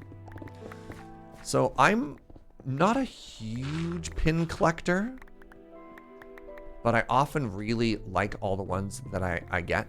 Like sometimes just at conventions, you end up picking up pins from various stuff. And so what happens is those end up getting attached to the lanyards as well. And then so I've got this like very interesting, like the lanyards and the badges from the conventions also often end up having like little mementos from that as well, adding a little bit more to the storytelling. I don't know. We accidentally trip over a warden. Oh, geez. Maybe if we're lucky. Started putting badges to one side of my board game shelf. So while I was away on my trip, they needed access to my office for construction stuff, and then poor Joe had to basically like empty the whole thing, so I don't know where anything is, or else I'd show you right now.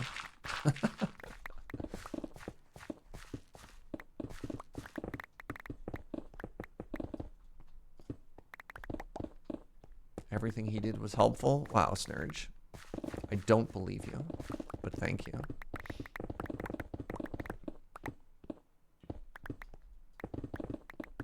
I think Serge is lying to us, chat.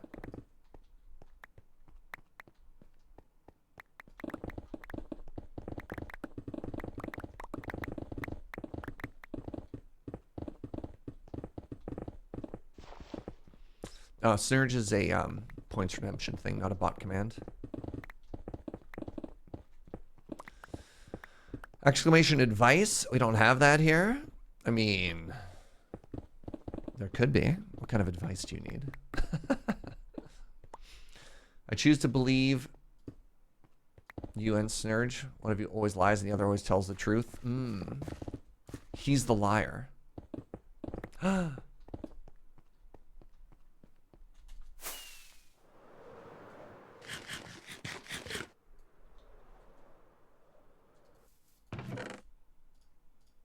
Which is it really? Look at the rates on the slime farm. Isn't it unbelievable? We already have 6. We could basically stop at any point. Our work here is done.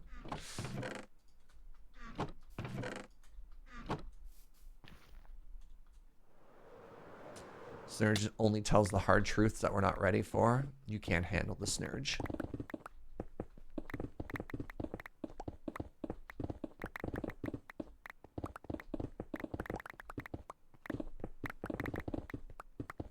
You want that as a t-shirt?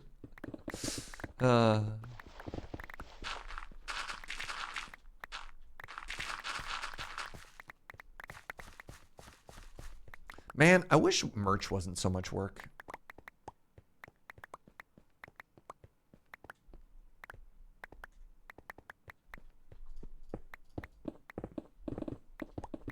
That would be fun, though. We're making a slime farm.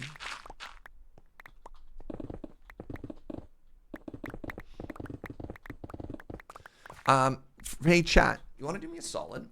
When people ask, we can help each other out. But specifically, exclamation SAS plan is shockingly helpful right now. I mean, I could put that in the stream title.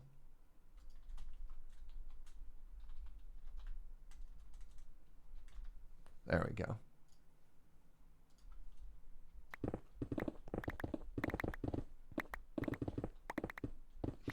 We're building a software platform? Absolutely. Always. One more step in my digital empire. Soon, the Serge brand will be in every device on your house. You want a glass of water? Better ask nicely. Oh, I'm a huge fan of SaaS as a service as well. True, though.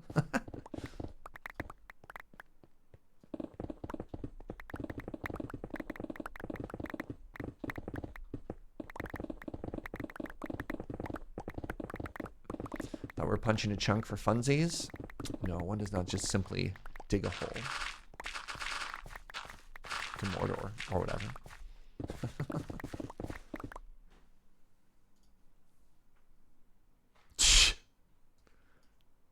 Where did this come from, Gunner? Oh, weird bikini horse thing. Apologies. That's cool. Hey, have a good one, Trick. I'll have to do touristy stuff with the family. Dang. Delightful.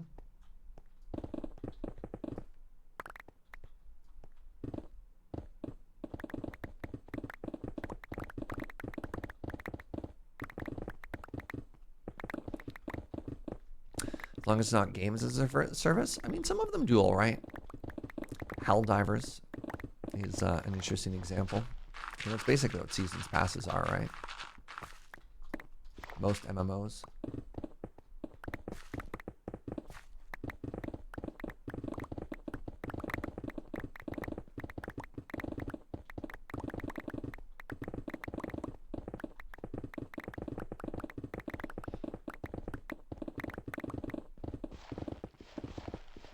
Have you watched any good movies recently? Other than like plain movies, I feel like I've been pretty out of the loop lately.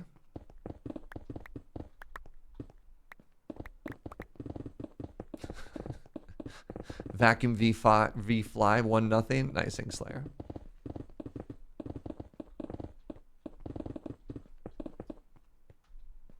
You want to see the new Twisters movie? Interesting.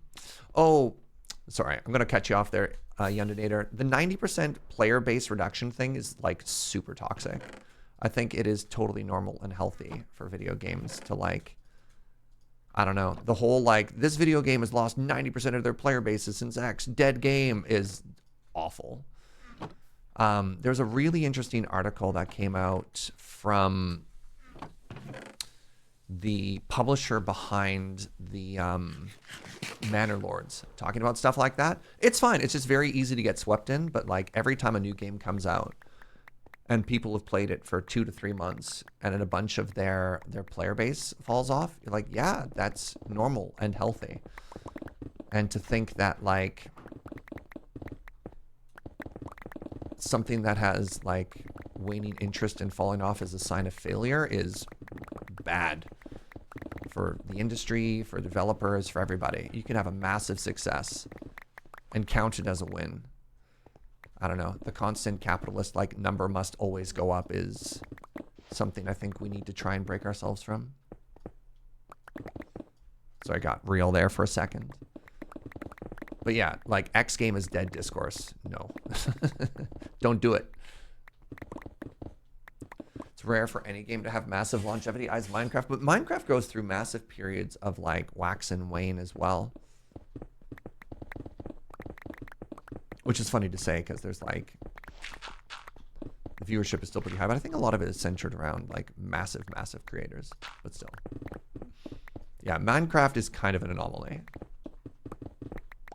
Anyways, movies. You bought tickets for Deadpool and Wolverine next weekend? That is probably the only MCU movie I have been hyped for in a very long time. I feel like that is a franchise that needs a massive W. I watched the new Beverly Hills Cop movie, and it was surprisingly interesting. I didn't even hear about that. Was Beverly Hills Cop Eddie Murphy in the originals? I can't even remember. Yundinator, my man, you're having like the worst video game takes. Eddie Murphy is back? Huh.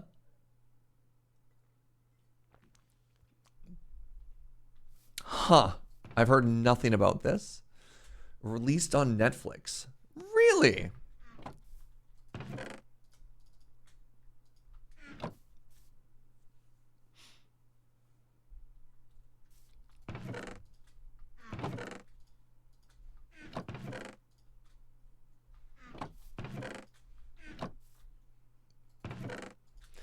The OG Beverly Hills Cop is what took Eddie Murphy from SNL star to megastar. I did not know that. And his stand-up? Yeah.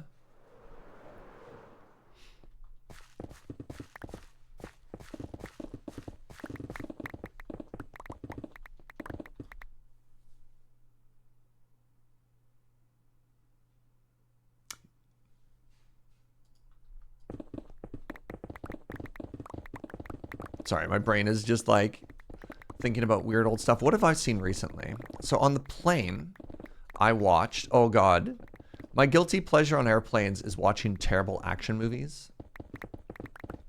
I watched The Beekeeper. Oh, I'm sorry. Oh, Joe was sad. It wasn't very good, Joe. Oh, it was very bad. What's that, sweetie? Oh, that wasn't Vin Diesel. That was Jason Statham. Yeah. I mean, yeah, they often star side by side and stuff. Yeah, watched The Beekeeper on the plane. I saw Dune 2,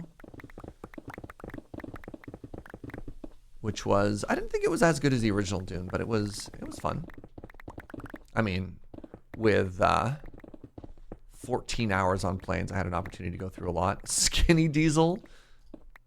Which one of them is shorter? If I remember correctly, they're both like tiny, aren't they? Or is it just Vin Diesel that's quite short? Shorter than they make him look in movies? Someone who watched Beverly Hills Cop 1 and 2 a lot as a kid. I was not expecting to enjoy it, so it was refreshing that it still works. Oh, that's awesome.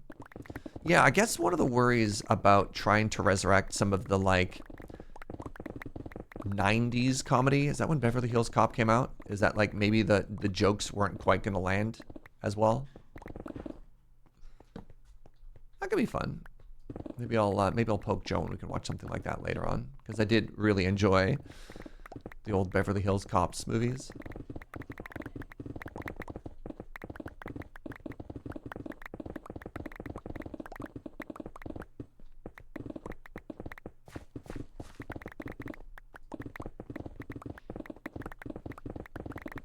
What else is coming out? I don't know. Beverly Hills Cop 3 was bad. I didn't even remember that there was a Beverly Hills Cop 3 movie. The first 84 and 87. Holy moly.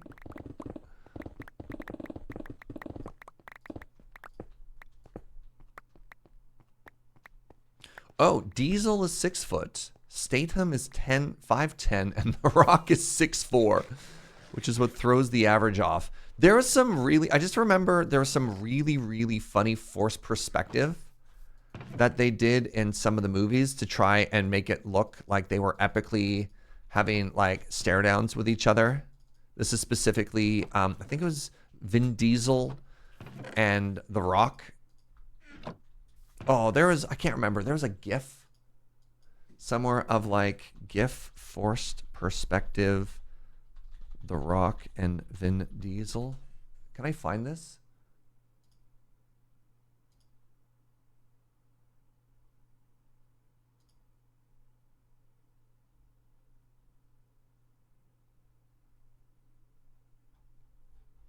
There was this amazing... They got memed on really, really hard.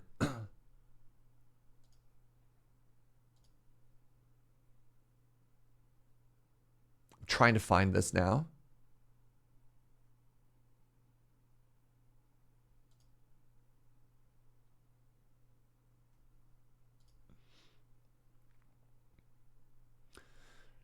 All right, I can only find images.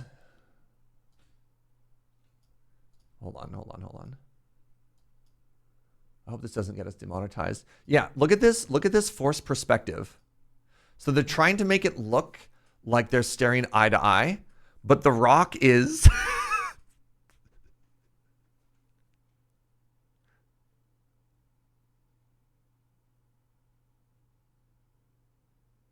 The Rock is 4 inches taller, right? And so they're trying to make it look like they're the same size there.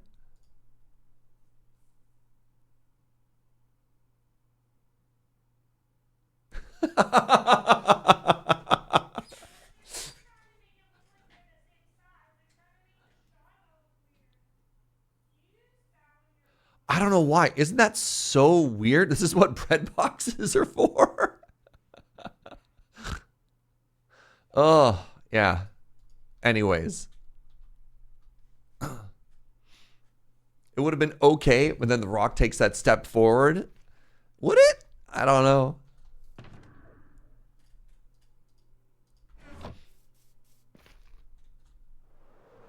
Like, it looks like Vin Diesel's already up a step anyways. Oh, I just realized I had my hostile mob noises off this whole time.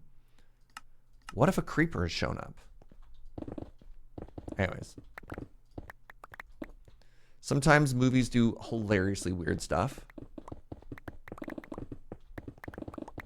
The illusion was barely holding, and as soon as he like walks forward, it all falls apart. Yeah. The head size. What, you mean The Rock's head isn't just substantially larger? Like, some of the shots are okay, but for dramatic purposes, you could see them trying to do like reverses, and yeah, like oof, oof.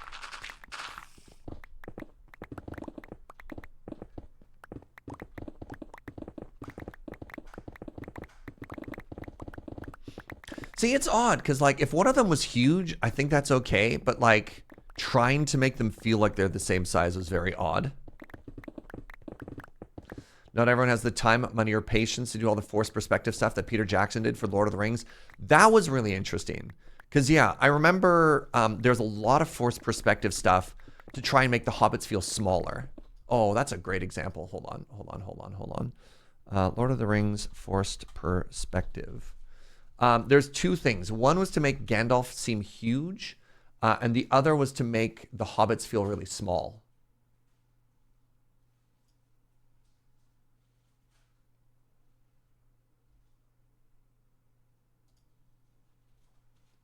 Yeah, stuff like this, right? How do you make one person look so much bigger than the other?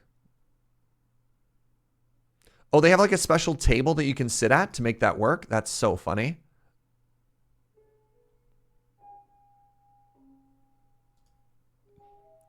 Right? Peter Jackson also took the time to make the sets all forced perspective as well. Yeah. The scenes with Gandalf and Frodo's home. There's also a scene in The Lord of the Rings where the hobbits are like dancing on a table set in the middle of stuff.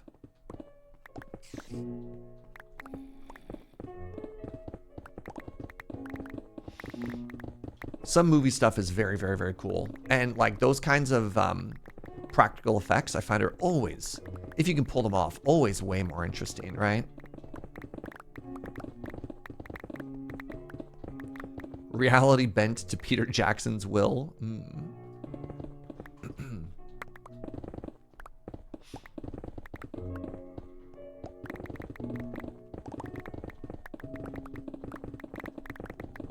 All right, what are we at right now? 20. Man, we've made pretty good progress today. Only 15-ish more layers.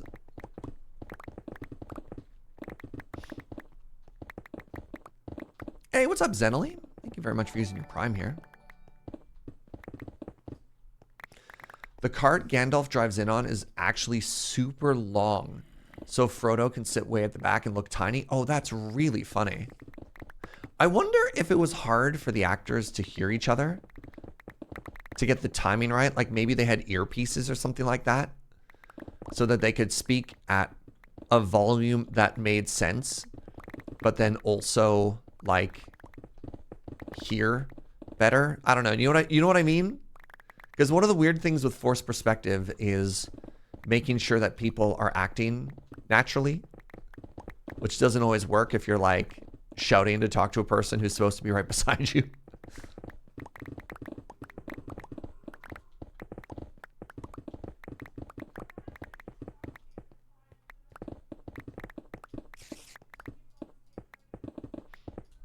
That sounds like a cave spider.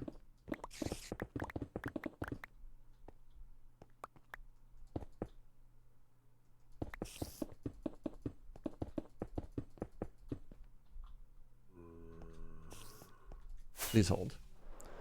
Let's dump our inventory. Let's grab some torches and let's explore.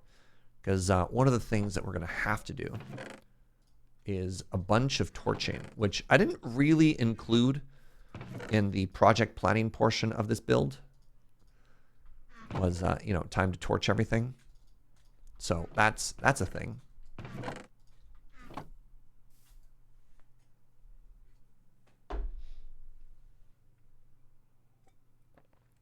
It's not even scope creep. This is all within, this is just poorly planned.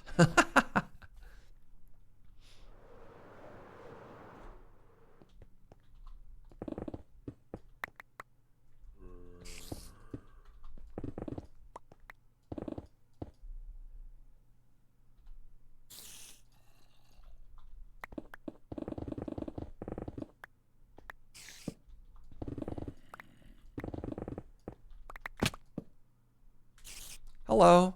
I found you. Where did you get an arrow from? An arrow means a spider was down here and then it died.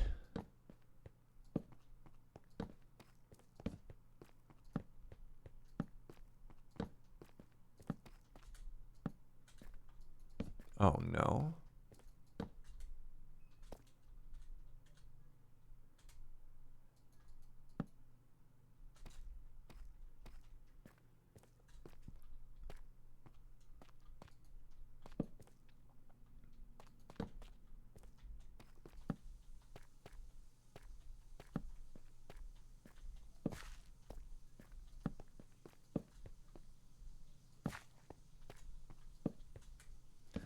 Oh, man. Do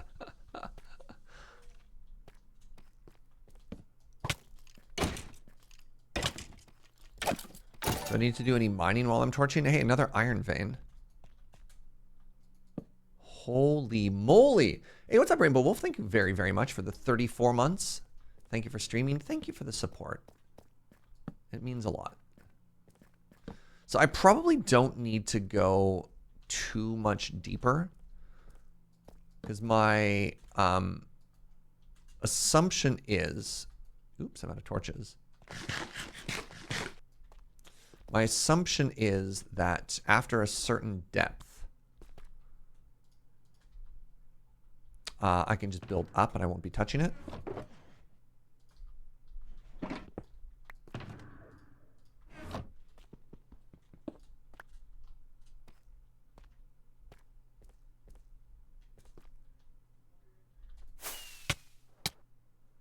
Perfect.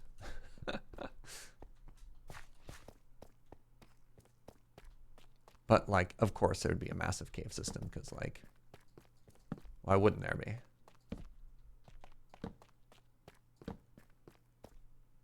And a mine shaft? Oh my god.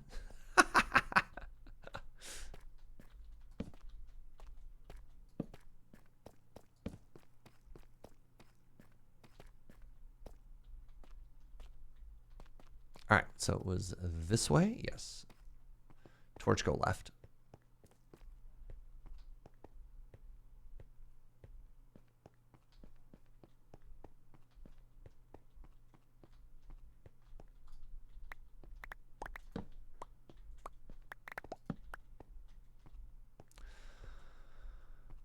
All right, actually, pardon me for a second. I really have to pee.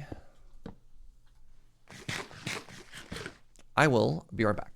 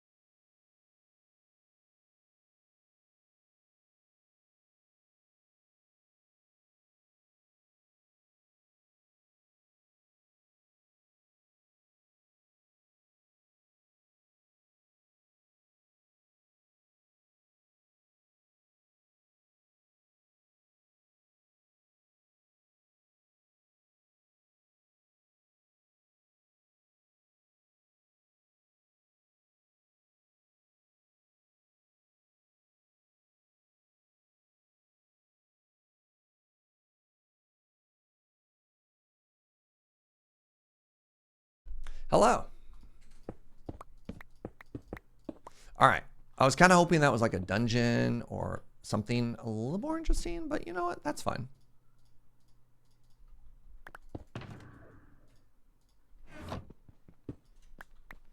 We got a little bit of pre-torching down and got a rough idea of some of the caves in the surrounding area.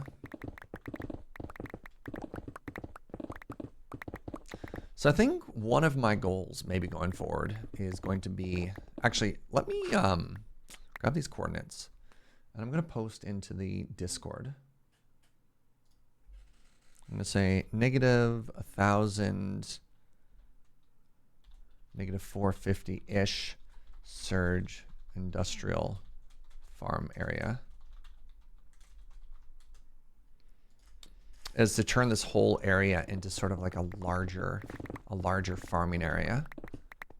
Because there's going to be the farms that I want to have at the base that keep loaded all the time, and it's kind of nice to put things off to the side, right? Oh.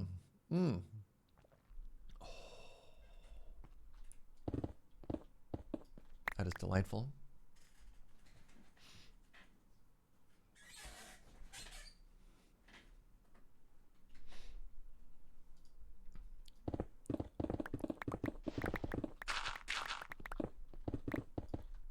Oh, people are reacting. Trick responded to my Discord message within like 15 seconds. It's been fun having Trick on the server. He is very keen.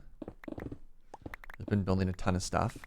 I should poke our buddy Dan again. On the previous server, Dan was also like super active. I believe he was the one who made a guardian farm as well.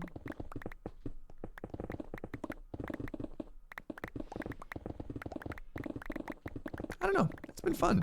It's been fun hanging out with folks who are like really keen to play. Even if we're not necessarily all playing at the same time, just being on a server where things are happening is cool and good, you know? Alright, slime chunk. I don't like you. You don't like me. But I was hoping for more slimes. I think this bodes extremely poorly for how much torching I'm going to have to do after this. Alright. No, I'm not going to do it. I was going to say maybe we do a little cheeky free cam to fly into the cave and see how much stuff happens. Playing on SMP has made playing worse a little bit worse. It's playing solo a little bit worse. It's tough, right? Not only is it more fun to just like be around friends, but also being able to split some of the work, specifically in things like Minecraft, where, you know, this is not the first slime chunk I've had to mine out by any stretch of the imagination. Like a new start is always fun. It's always a lot of hype and stuff like that. But finding new ways to make it interesting and different, it helps when you have people. Oh, I'm no longer picking stuff up.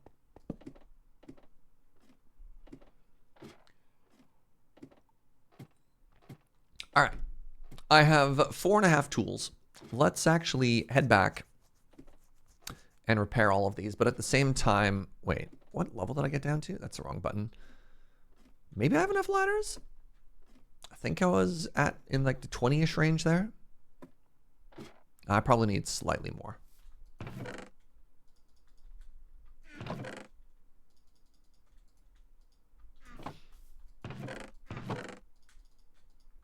Well, if anybody needs 12 double chests of stone, I know a guy. All right, what do we got? Andesite, andesite. All right. Actually, hold on. Let's sleep here. Any second now. Let's sleep here. Let's head back to the base. Let's grab a couple more sticks. I mean, no, I don't have to do that. Just use these. There.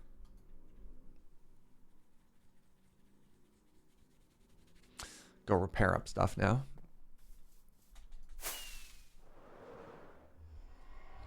Boop.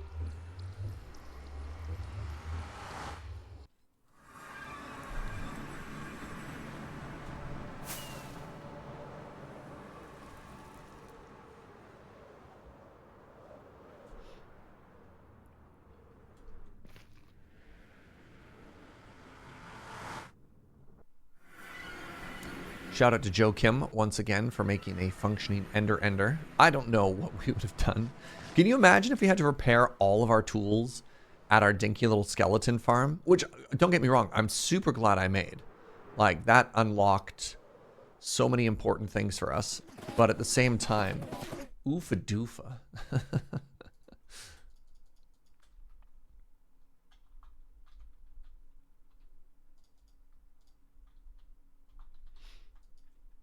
All right.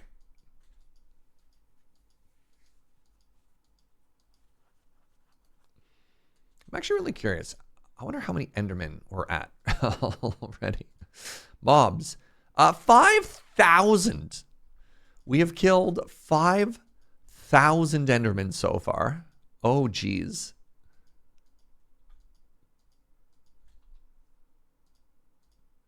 All right. Let's go in reverse order. But Serge, why leaves? Oh my God. That was the originator of, I'm trying to think of a great way to phrase this. I've heard a lot of streamers talk about like one of the hardest things they have to deal with is people asking the same question over and over and over. And for a long time in streaming, like I had not had too much of an issue with that, but why leaves kind of broke me. Oh, man. Because, like, half of you were memeing, but the worst part was most people weren't. All right. 5, 4, 3. That's the whole population of my town? Dang. But why leaves? I will end you, Inkslayer. I will put you out to sea and light your boat on fire like a Viking funeral. I swear. How dare you? But why male models?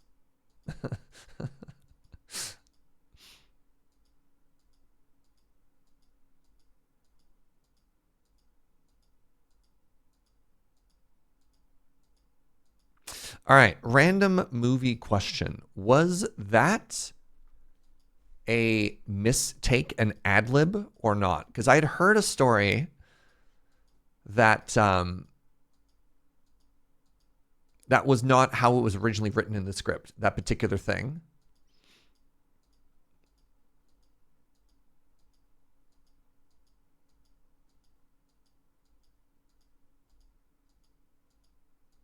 Might be the best funeral I'm gonna get. Dang, Inkslayer. Wait, that was real? Ben Stiller couldn't remember his line and ad-libbed that, and then David Duchovny was just like, wait, seriously? I just told you?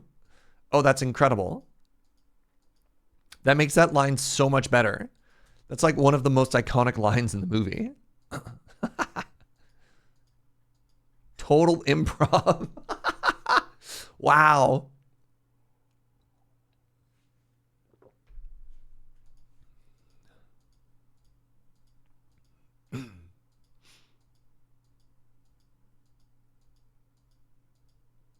So one of the issues I've found recently is I love stuff like that, but so many of the like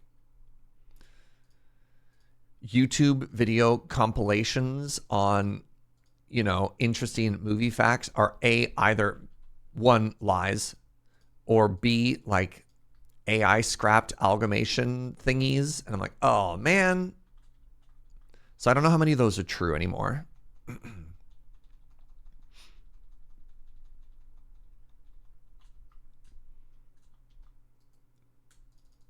You know, that's not bad. Oh my God, there's still so many orbs. How much do I care about these orbs?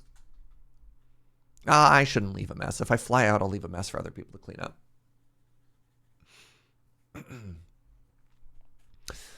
So I was watching a couple of those like YouTube compilations of, you know, famous movie moments that you didn't know were improvised. And then I realized that they were all using sort of that like male TikTok voice. I'm like, wait, are these actually just all like AI grabbed and generated? And then I was like, oh, I don't think I should be watching these. Boo.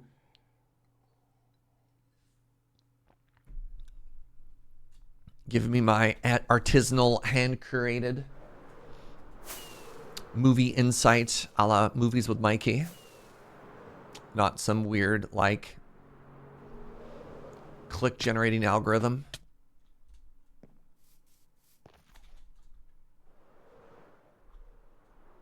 All right, we back. And 18. We're getting somewhere. We've put a serious dent in this hole. We have scarred the earth.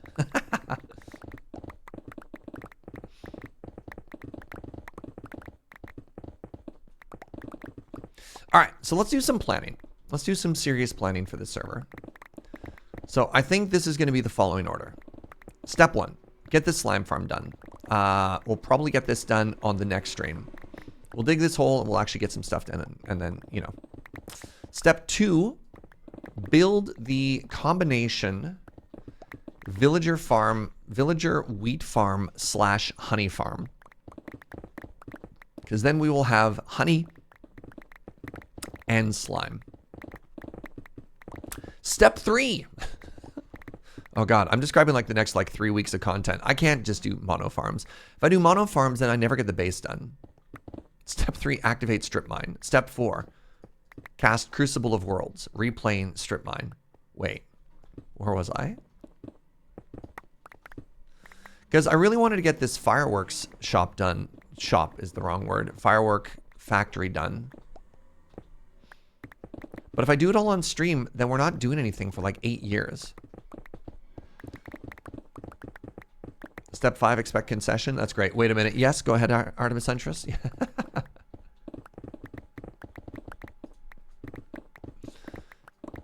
Because as soon as I start planning out all the steps it's going to take to get me to that point, I'm like, man, that's 3 weeks of like just making farms. Where does my base happen? So I need to intersperse some base building in there.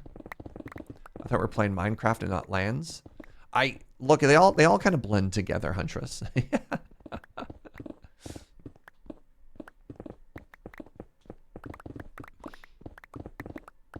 Because I was going to say, and after that's done, then we can start working on the canal. But if I do it that way, then the canal is so far.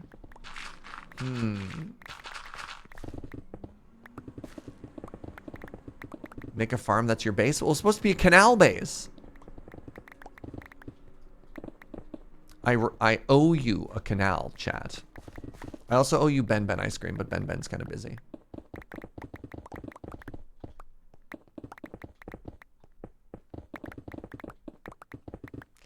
The combination canal farm base. We'll get there.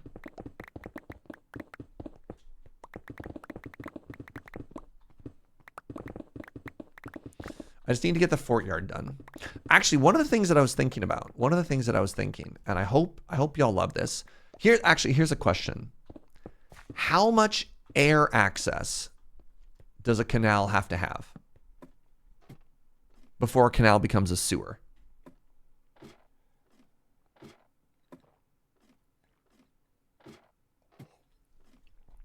Transportation channels, aka canals, are typically the first step to any major construction. 100% air access? But I've made canals through mountains before and everybody clapped. Should be open air. Are you saying some of the great canals of the past that we've made were in fact not canals?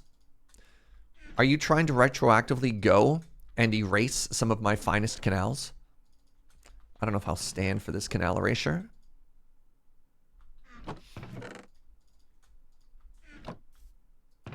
A canal can have a tunnel. Because here's my thought. Where's the diagram? Here's my thought. So here's the Fortyard, and we're going to have the fort over there, and we're going to make this like raised platform, right? Isn't that an aqueduct? An aqueduct is raised canal, not a lowered canal. There's a canal, an aqueduct, and a sewer. So anyways, so picture this raised stairway here, right? Then go with me on this journey. Where did my tools go? Where did my tools go? Where'd my tools go? Oh, there they are. So then picture this. Picture this. We have a little arch here, right? And that arch is a staircase down. And then what we have secretly under the base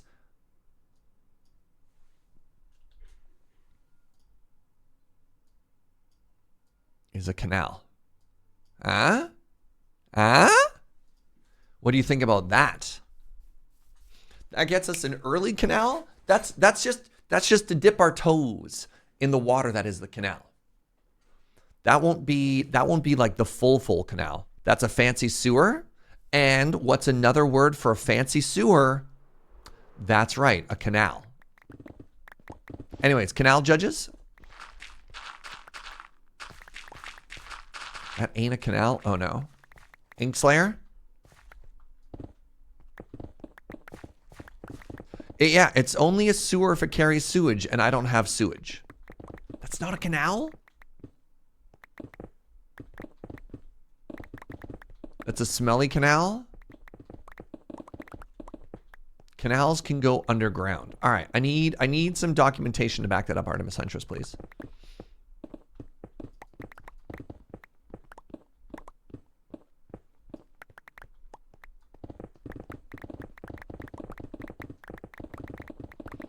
I have appointed Inkslayer and Gunner as the official canal judges, but maybe they're too biased.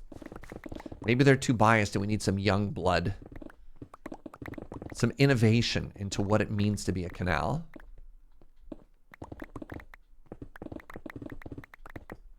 The American Heritage Dictionary defines a canal as an artificial waterway or artificially improved river used for travel, shipping, and irrigation. A tubed duct or passageway. We are harsh and unfair.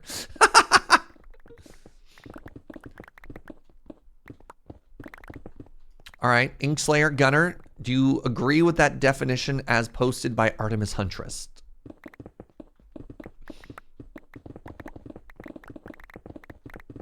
Because if so, you might have to accept.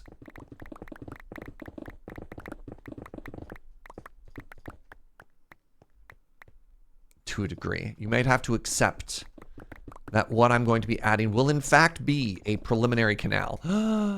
Oh, that's my beacon. Oh my god. I was like, oh my god, look, a cave. And you're like, no, Serge, that's literally your beacon. All right, let's head in there for a second and get some more torching. Who is this American dictionary anyways? Sounds an awful lot like somebody in the pocket of Big Canal.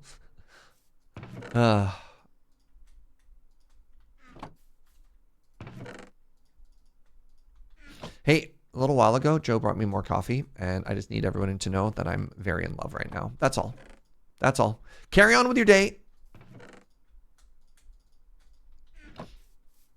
All right, we got them torches. Let's get some extra torches, just in case. You have lots of cold brew, and it makes me happy. Oh my god. Speaking of both happiness and cold brew, I'm very unhappy because Fernwood Coffee Company has discontinued their coffee soda program, which is devastating. Diamonds.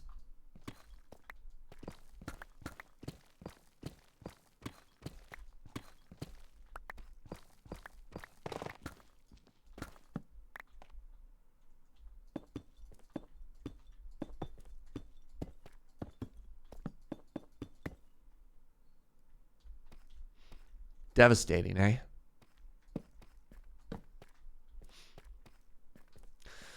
Time to make it at home? I mean, the reason I like that they did it and the reason they probably stopped doing it are twofold, because it's very labor intensive.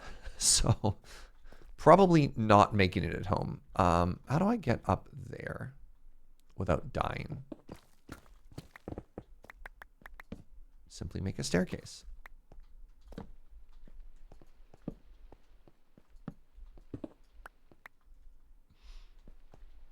Coffee soda like fizzy coffee? Yes, it was delicious. But apparently it wasn't delicious or profitable enough to keep going indefinitely. And that makes me sad. Because I was like a big, big advocate for that for a very long time. Is this the top of a geode? It absolutely is.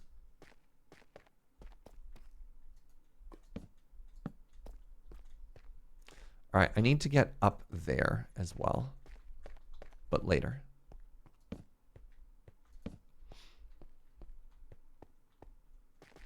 I mean, we could, you know, you're not wrong. We could also turn that into another farm. Ooh, aquifer.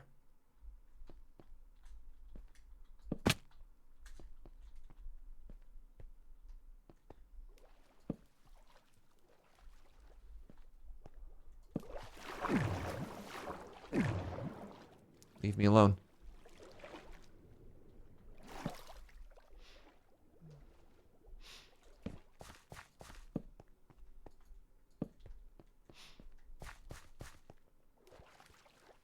Time for distraction. Again, this is all an important part of the farm, right?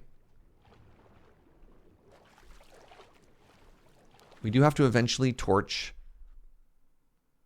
big chunkies of this. Ooh, there's a thingy up there.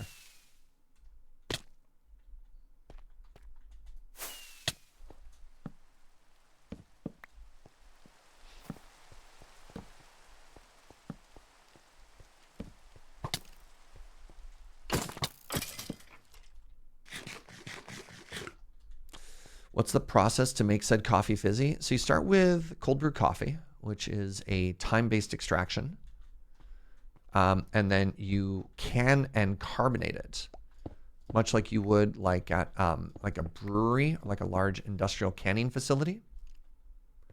And then while you're doing that, you can add flavors to it and stuff. So they had, for a long time, they had probably one of my favorite summer drinks, which was a cold brew cream soda. Just by adding like basically just vanilla and sugar to it. And it was delightful. And I absolutely loved it. And it's gone forever. How could they? It was amazing. I was a huge fan. Oops. But apparently, it was not popular enough. Oh, geez. Man, that sniper, like, actual, like, deny. Where's my ender chest? How did that happen? Oh my god, I don't have a bucket of water on me. Well, let's fix that.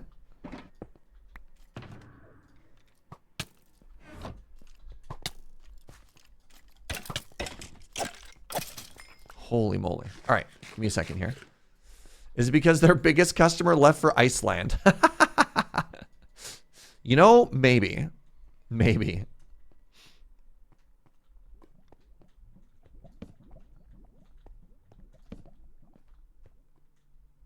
All right, am I still anywhere near this? So the spawn radius for enemies is like 100 something blocks or something. So I need to go pretty far with the torching, but maybe not this far. I don't know. 128 blocks? Okay, then I think I'm definitely still within the radius. Wait, hold on. Oh, I was like, is that another one of my torches? You're like, no, that's just a lava lake.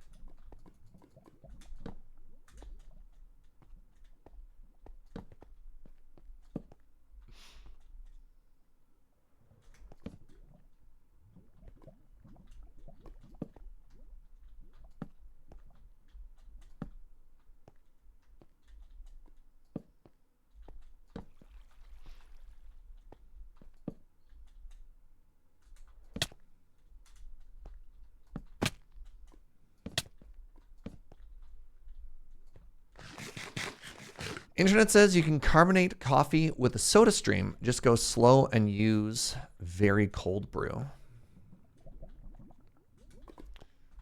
I mean, again, it is doable. I just don't know if it's the sort of thing that I'd want to do doable. Okay, we're heading back towards the farm now. So this is very important to be torching.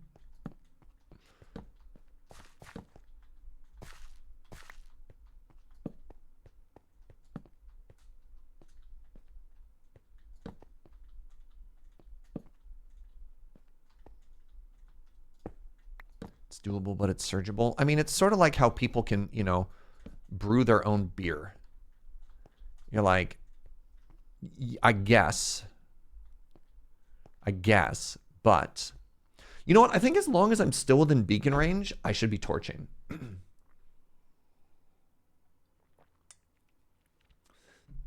Speaking of summer coffee drinks, I was recently introduced to something called the Joe Palmer cold brew and lemonade. I mean, that was another one of the things that they had. They had a cold brew lemonade was one of the ones as well, but it was also carbonated. That one was not as popular. They had an orange creamsicle as well. So flavors they experimented with. Regular, just a carbonated coffee. Sweetened, so that, but with simple sugar. They made it into a soda. They made it into a root beer. They made it into a lemonade, an orange crush, and the cream soda. The cream soda was 10 out of 10. The lemonade was a lot. It was not for everybody. It kind of tasted like, do you know the San Pellegrino limonata? It was like very tart.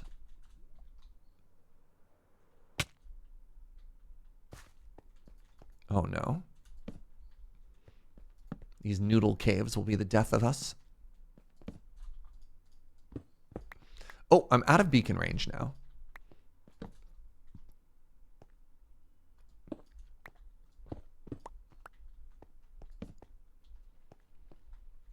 So I mentioned this at the top of the stream.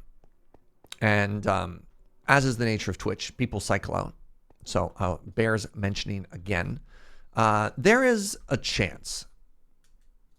I don't want to give the odds. There is a chance that I could work with a local roastery and prepare special Brew Crew branded beans. What would your interest level be in that, chat? On a scale of this is the greatest thing I've ever heard to complete ambivalence. Particularly if you live in the United States and Canada. Because I don't think it would be, I think it would be prohibitively expensive to regularly ship if you're European or Australian. Off the charts. How much would it cost to ship to the UK? I think it'd be worth it maybe if you wanted to do it once or twice, but not regular. Hashtag take my money.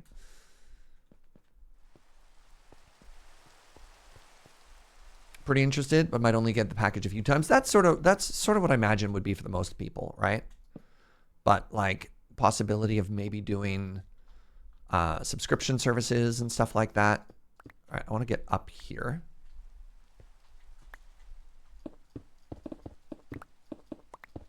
I was having dinner with a buddy of mine who literally works at the roastery and was just like, let's chat. I'm like, wait, really? Huh?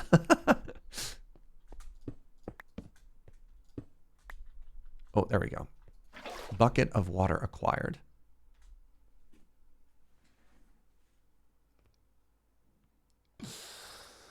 It'd be the most on-brand thing ever, but I don't know if I'd buy it. That's sort of what I figured a bunch of people would be interested in, but there's also a non-zero amount of coffee aficionados in here.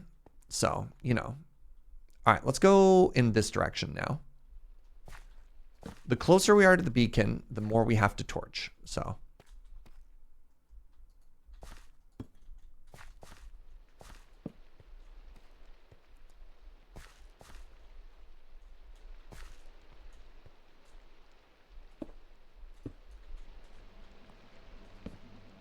Oh, that's the beacon. Amazing. Interesting.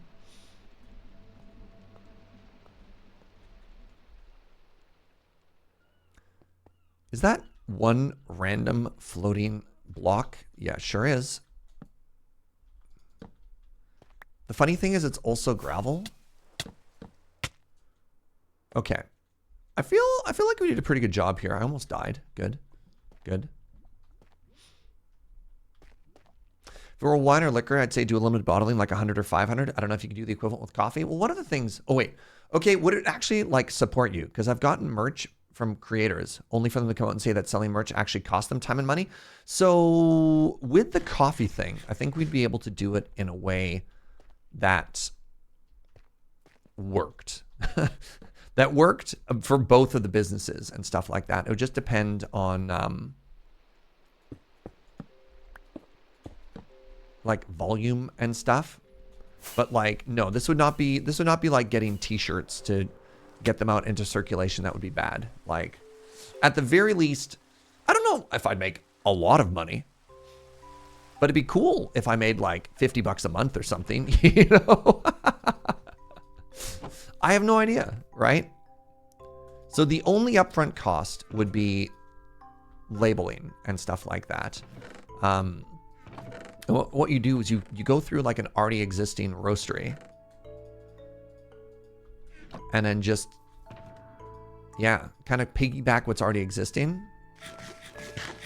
The humble beginnings of an interstellar bean empire. Slimes! The torching worked! Chat! Look! Look! Precious slimes! Give me all of your goo!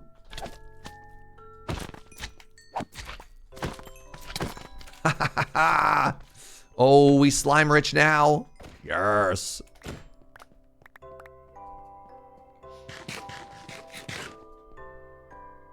A monthly coffee box thing would be interesting, but I live in the Seattle area, so shipping wouldn't be too crazy for me. Yeah, exactly, right? I mean, this would be almost exclusively for coffee lovers in the I want to say in Canada and America would be like primarily who this would be a really good deal for.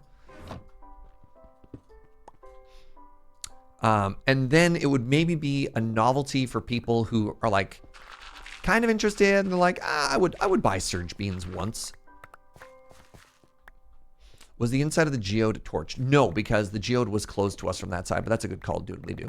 This isn't like our hardcore torching session. That was just a whimsy as we walked by. We'll have to do more stuff. So yeah, like what I can do is I can piggyback on top of already existing stock with a brand that I already like. And then what we can do is like basically hand them our branding and then hand select from their inventory and send it out, which is kind of cool, right? I signed up for the Awesome Coffee Club once upon a time. I enjoyed it, but we weren't drinking enough compared to what we're getting from local roasters. Yeah. So the big questions here to see if it was worth it or not would be like, what does shipping actually cost people? Because, you know, that's a big deal breaker. But hopefully, if they're already doing like American distribution being one of the big ones, hopefully like their economies of scales are such that it's cheap enough that, ooh, a cave, that it actually works for y'all. And 2 would be, how much does it actually cost me upfront for branding stuff, right? For like labels and bags and a website and, you know, through the roastery and stuff like that. Would you be doing a cover of Pure Imagination as part of a promo video? What is Pure Imagination? I don't want to say yes or no without knowing what that means.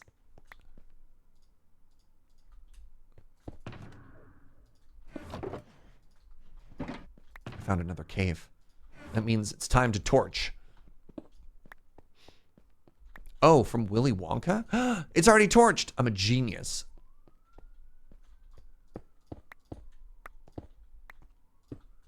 Would I have to sing or could I just lip sync it?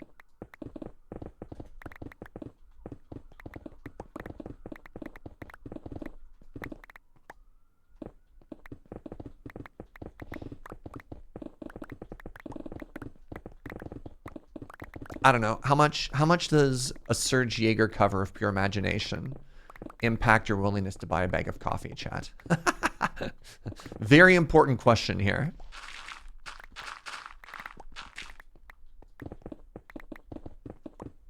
You would buy one if I did that. Oh no.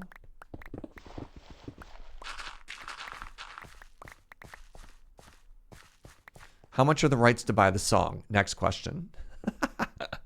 It does not, but you'd spend 1 million channel points on it. God, if I had 1 million channel point redemption for record a music video, I think I'd be losing money.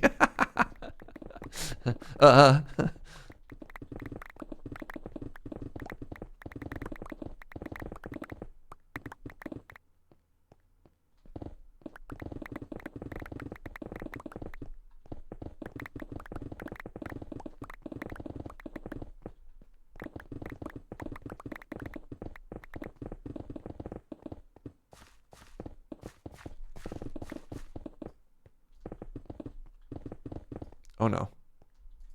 Ooh. Look how deep we are now. Wow. All right. We go like that. We'll put these diamonds at the bottom. 34 slimes. Don't mind if I do. God, the rates on this farm. Unbelievable. I'm not saying I'm a redstone genius, but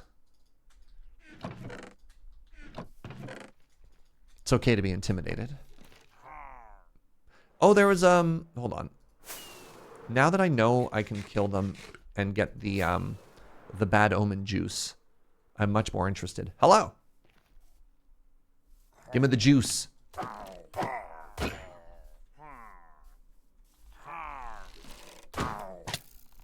Where's your leader? Ow.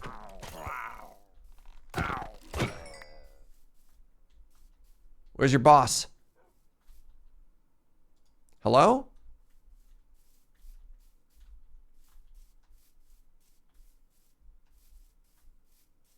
What? No captain? He ran away. Trying to protect their secret sauce.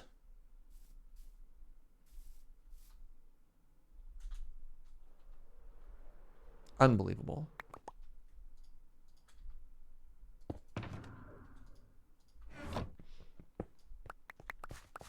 What are the enchantments on my pickaxe? Efficiency 5 and a beacon. Gives you instant mining. Spirited champagne.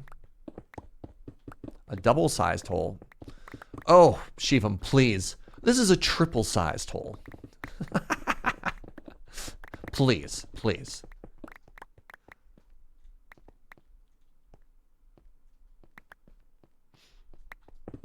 Let's try it too high for a second here. Let's see how this does.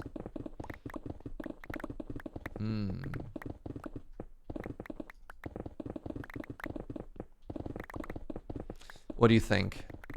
Blasphemous? Do you enjoy the vibes of the double layer? I think it's got kind of a good vibe without being too aggressive. Too high is your go-to. I've been doing one high for most of this time, but I think this is nice. The nice little circles here. Every time I watch one of these hole digs, it makes me want to fire up Minecraft myself and do it, but like I haven't even made it to the end, let alone diamond weapon, so it doesn't work the same. Yeah, this is. I mean, we had a beacon in episode 1. Was that right? No, that can't have been right. Episode 2? There were definitely some little like efficiency hacks we did, because we did because I've got so many hours in this game. I think I might be passing 4,000 hours in Minecraft now.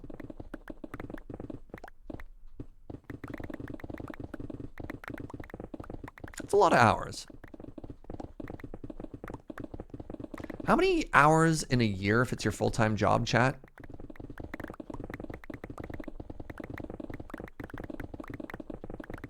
Isn't it like 2,000 or something like that? 2,080? Yeah.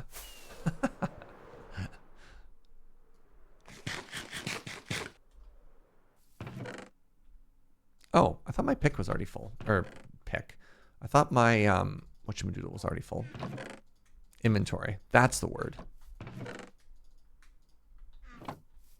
It's 2,080 with no vacation. So I'm at the point where if all I did for 2 years as my full-time job with no vacation days was play Minecraft, that's the amount of hours I have in this. Which is kind of wild. And I mean, kind of is my job, so. Not Minecraft specifically. I can't even imagine what kind of hours, like, the hermits have in this game. You know what I mean? Like, somebody like Good Times with Scar, right?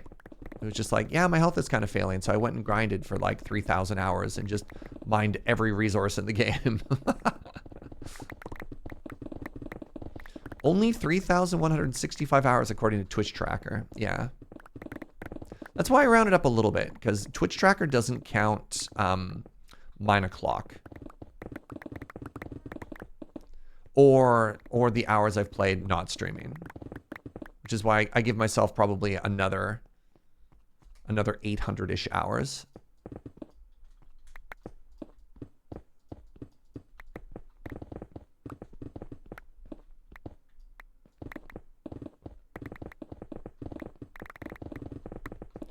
I love that I said only. Oh, only 3,165 hours. Those are baby numbers.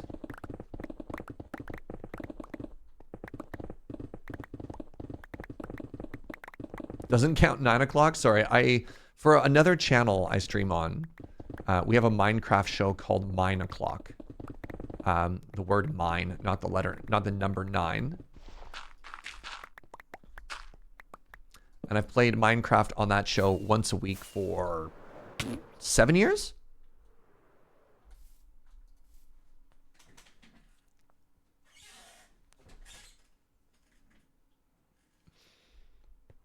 Straight from 8 to 10, you know it.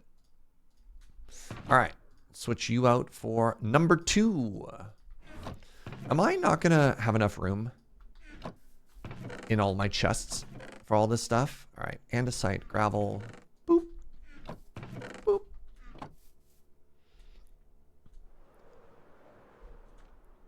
9 o'clock is how you got to know about my streams. The system works. The old, a rising tide raises all ships right there. Well, I'm glad you've been here, Serious Moose. Hopefully. I've also done the reversey. Introduced a couple people to Lure throughout the years as well, you know? Can't just be a one-way relationship. Your stream is how I got to know about Minecraft. That's very flattering.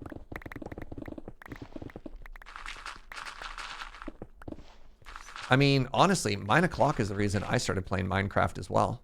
Another cave. You know what? I don't actually have any torches on me, so let's just fill this one. What a weird cave.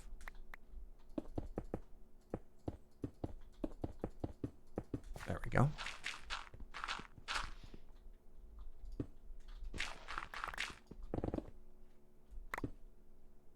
I found Serge, Loading Ready Run, and Minecraft through Casual Magic. You mean a podcast featuring Shivam? That's very cool. What's up, Goose Goose? I mean, like I said, a rising tide raises all ships.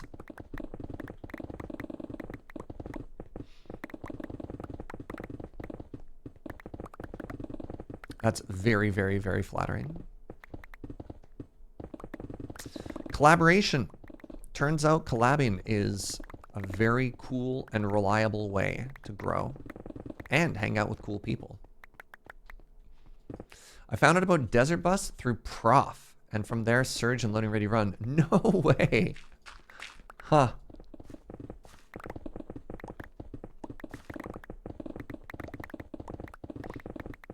This was really funny. I had a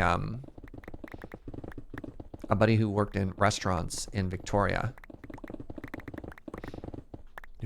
that was the entirety of our relationship. Like, I was just a regular at the restaurant. We kind of screwed around and stuff like that. And I showed up the other day and he was just like, "You're on the professor's show?" And I was like, "Oh yeah." And he's like, "Wait, what do you do that you got invited onto that?" And I'm like, "Yeah, all right." So that's always funny too. Yeah, they're just like, they weren't really super heavily invested in Magic, but like watched Prof, which I think is, you know, fair enough, right? And he was like, "Bro."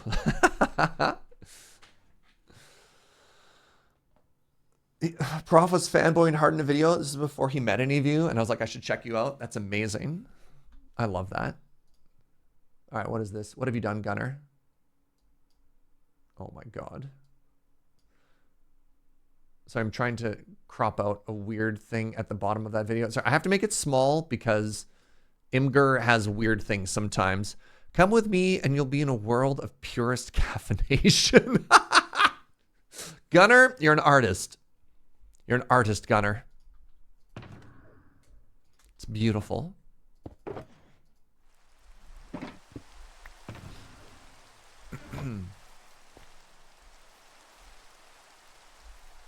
Well, slime.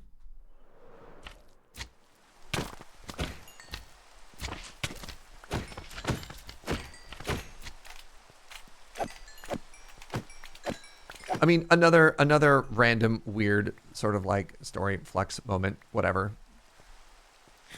I was, before I had dinner with friends last night, I was at another cafe, surprise, surprise. And I was chatting with the son of the owner, who I have known for, I don't know, like 10 plus years now, basically watched him grow up. And so he's like, "Yeah, I was talking to my dad." Oh, more cave.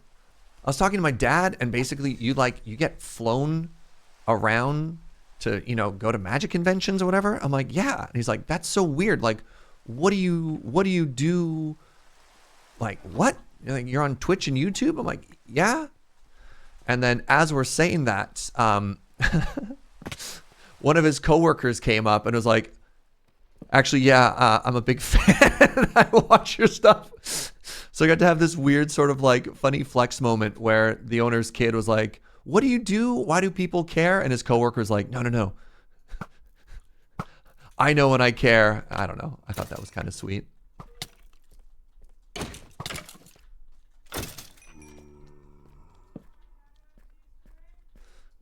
All right. I gotta roast the kid a little bit too. So years and years ago, we were at like a barbecue potluck sort of thing / staff party. And the kid was probably, man, he must have been like 8 at the time or something like that. And he comes up to me. Maybe he was younger than that. I don't even know. He comes up to me and he's just like, you work for my dad, right? And I was like, yeah, that's right. He's like, wow, that means I own you. And I look over at his dad, who's my boss, and he's like, I'm so sorry. Just not quite understanding how those relationships work. And look at him now.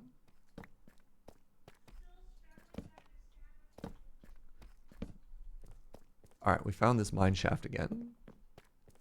I don't know. That's one of my favorite stories. Oh.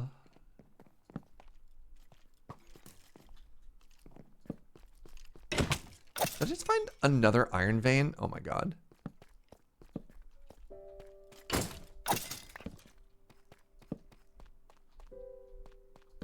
All right, I do not need to torch this entire mine shaft. No, he's 100% right. I mean, yeah, but you're not supposed to say it.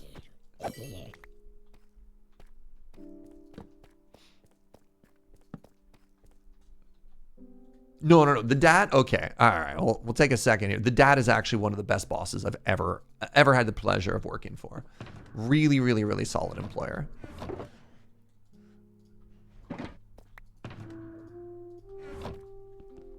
But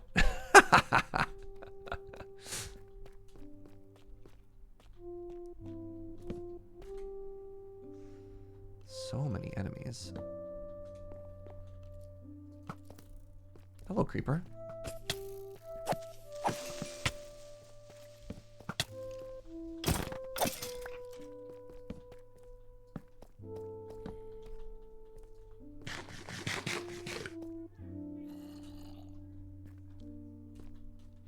Yeah, maybe, you know, sometimes kids will just hear something at school and they just repeat that. That's more the vibe that I got. All right, this is feeling pretty torched.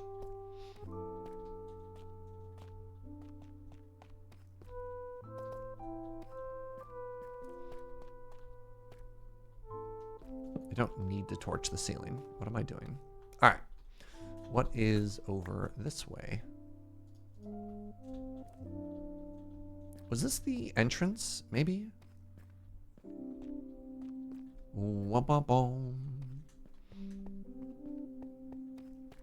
Nice. All right. This isn't how I entered. Oh, hey. Our very first deep slate. So that means we're getting to the end.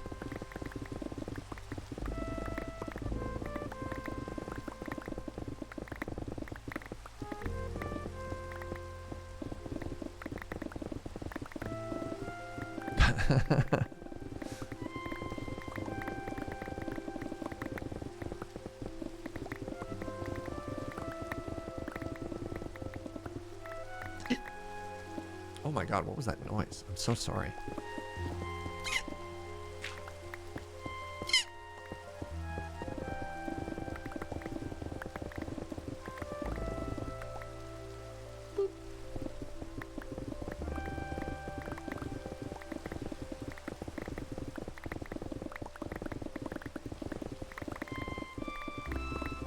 So pretty. So what am I on? 5? 8! Oh my god. I didn't know Deep Slate came up so high. Ugh. It's fine.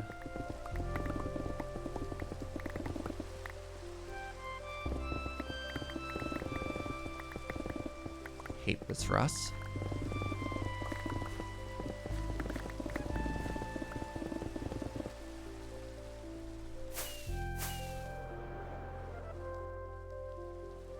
Boop. Oops. Oh, you ever click on your ender chest instead of your bed?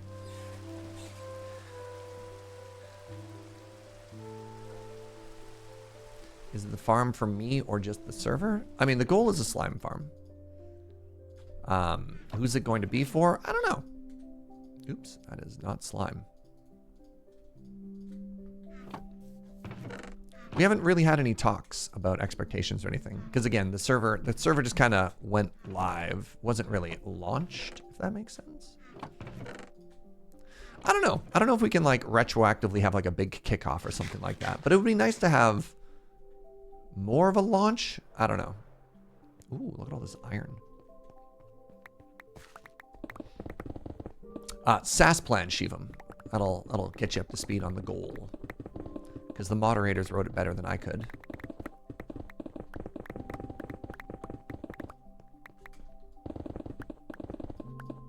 Have a housewarming party / event, right?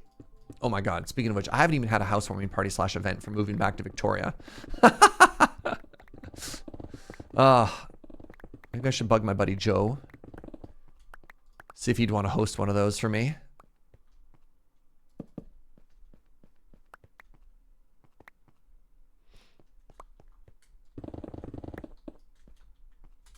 And yes, I did just suggest to have somebody else host a housewarming party for me. Yep. Look, he's a better host than I am.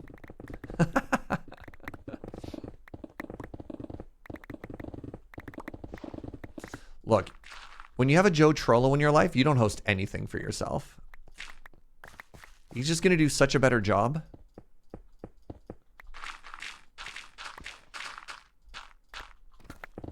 Oh, welcome to the deep slate layer, my friends. This is where everything gets measurably worse.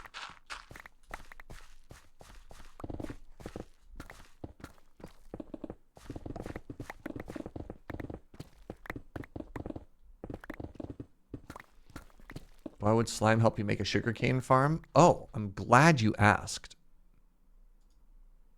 Oh my god, cookie clicker.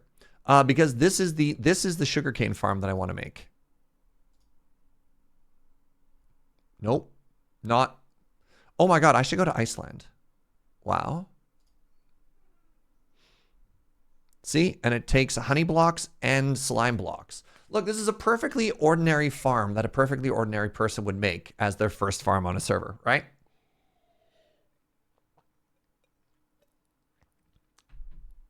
It just, we're just not there yet. So. Anyways, cookie clicker. I forgot about it. How are we doing? I have access to 870 billion cookies. Okay.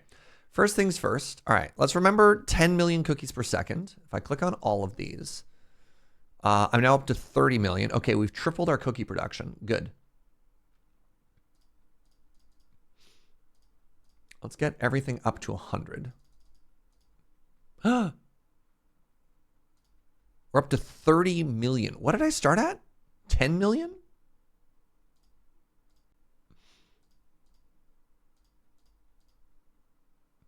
There we go. 38 million cookies per second.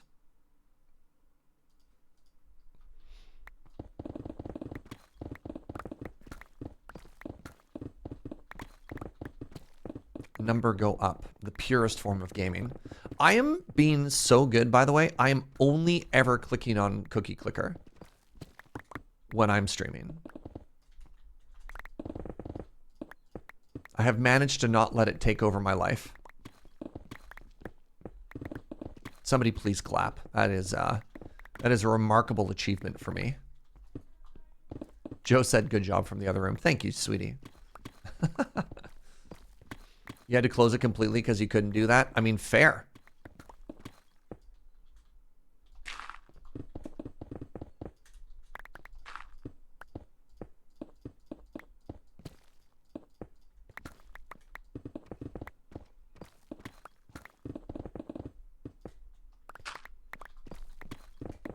Yeah, my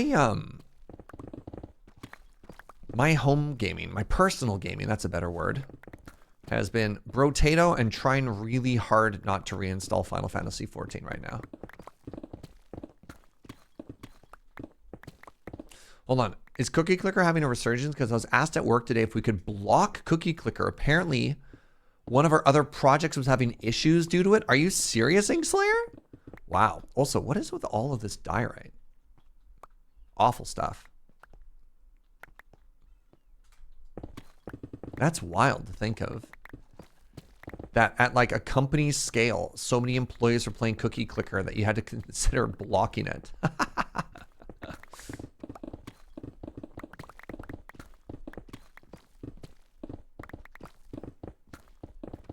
I mean, sometimes they're cyclical. Like, didn't Neopets have like a massive resurgence not too long ago as well?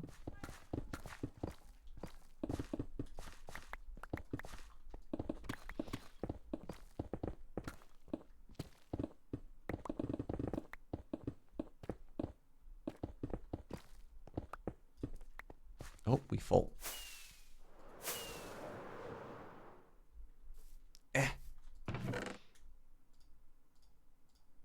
So one of the issues with Deep Slate, which I now have to make a chest for, is that it means we have more permutations of ore. So our inventory is going to fill up faster as well.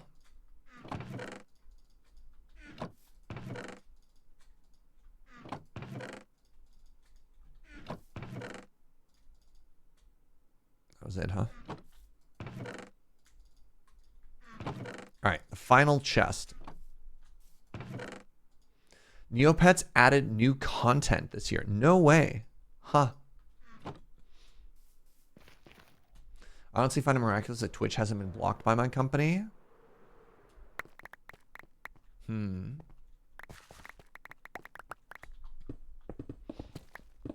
don't know. When I was working in tech,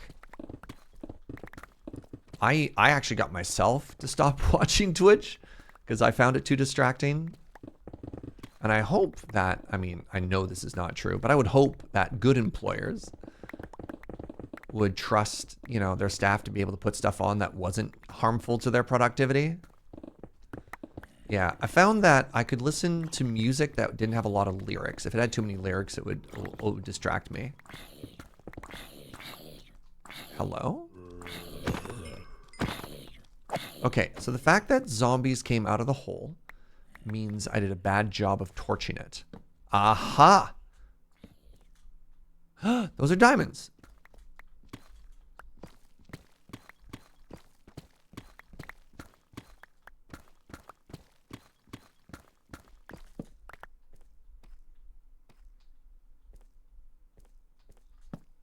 Interesting.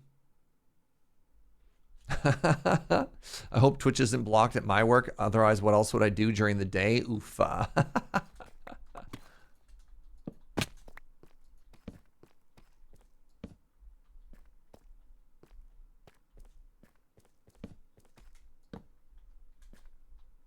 Oh, it always comes back.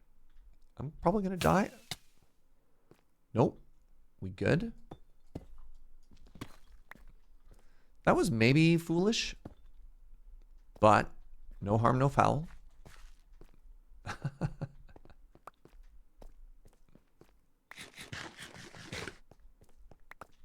Twitch becomes distracting, I just like mute or take off my headphones or something. Yeah, kind of exactly.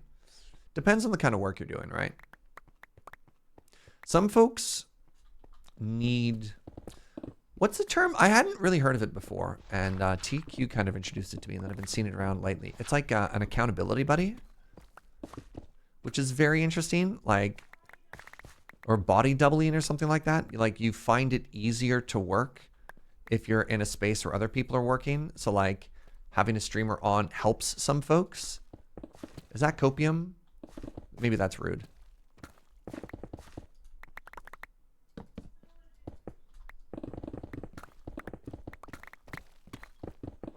Maybe I'm helping. You 100% get that? Heck yeah. Body doubling is definitely a thing. Oh, word.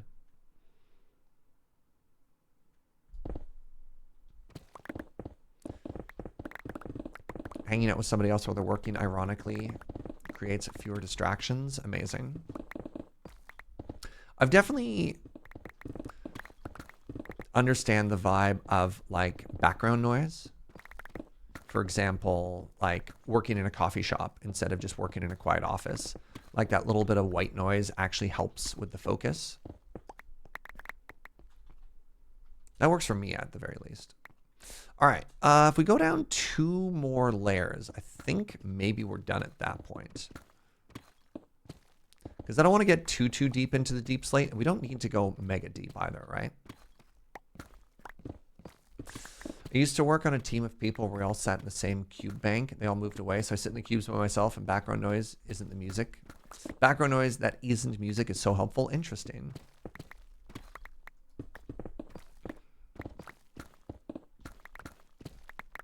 All right. Hello. Where? No. I torched down there. It is illegal. Where? Actually where, though? Oh. What? Did I just not torch in this direction at all? Hey, so I found this brand new direction that I didn't torch in at all. What version is this? 1.21.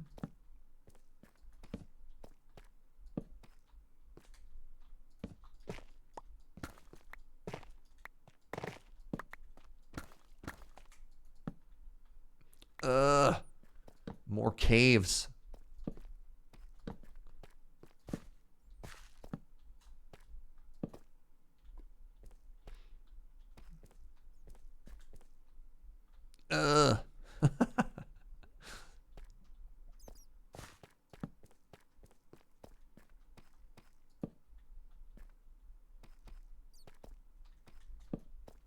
All right. That ought to do it.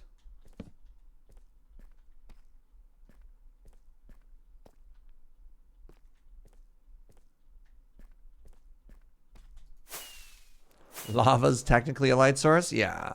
You know what? That lava's doing good work for us.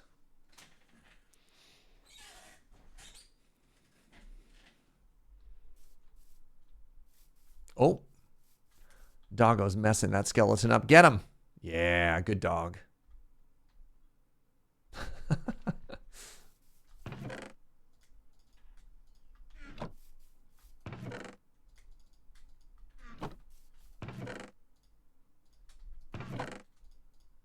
Seven diamonds, not bad.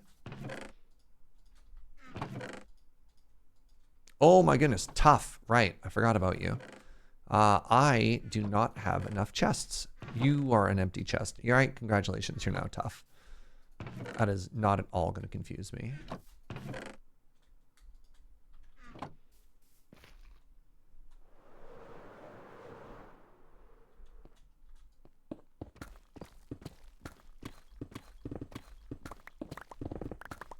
So normally I use a fortune pick on deep slate, but I think I might want just a little bit of it smooth stoned. I think we've got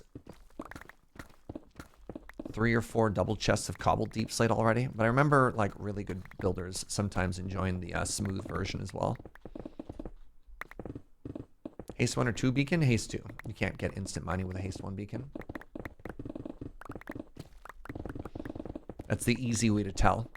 If you're mining through stones like butter, that's because you got yourself a beacon. A haste 2 beacon, pardon me.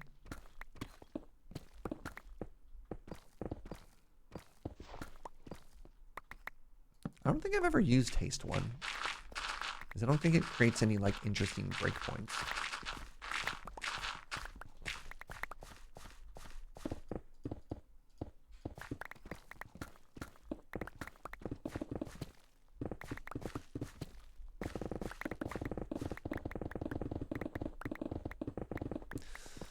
So it looks like we're going to get all of the mining done today. And then probably next stream what we'll do is work on spawning platforms and like item collection and stuff like that. I don't know. We'll see. Maybe I'll get bored and off stream I'll like mine it down a little bit further. Probably not. As soon as I said that out loud, I was like, how much do I really want to mine deep slate? On Mine O'Clock last season, we had that sort of that 4-chunk plus shaped sign farm. Did we go all the way to bedrock with that, or did we stop? I think we stopped somewhere a little bit more decent than all the way down.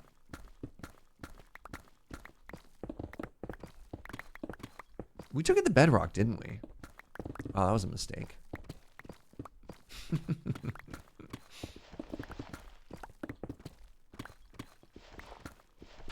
don't move your fast that arm when you're cutting through butter? Oh, you should try it. It's great. And if the... Ooh. Get that butter knife a little bit warmed up too, Mr. No-No. You'll feel so powerful.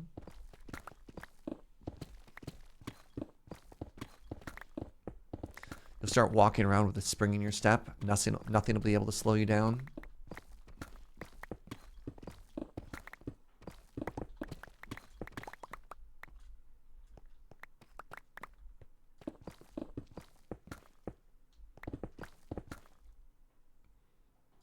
Sometimes Steam prices are weird.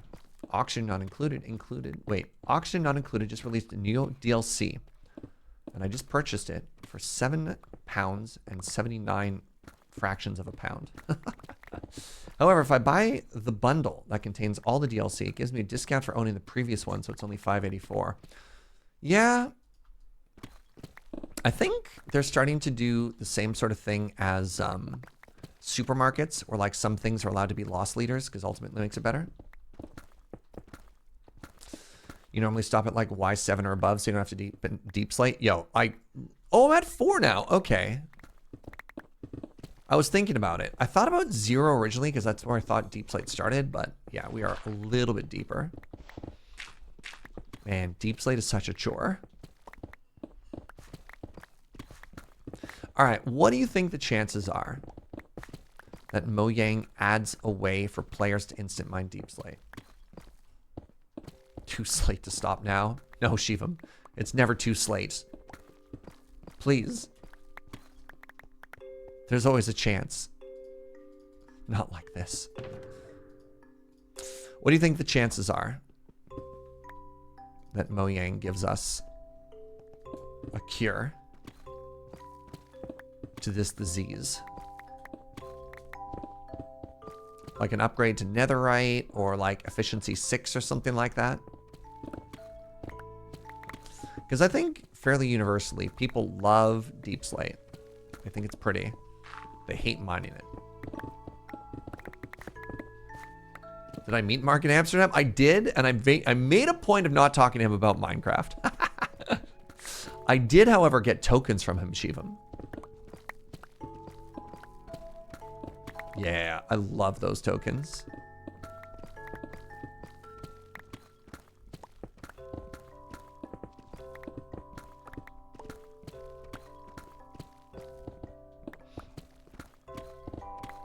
I got to hang out with at MagicCon Amsterdam with Mojang staff, but I wanted to be cool about it. I wanted to be chill about it. I did not talk about Minecraft because I was like, yo, we're here at a Magic convention. We're gonna talk about Magic: The Gathering. I'd be like, while I have your ear. You're like, no, that's not cool.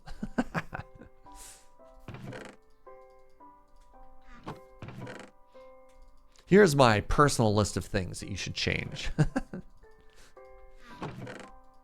No.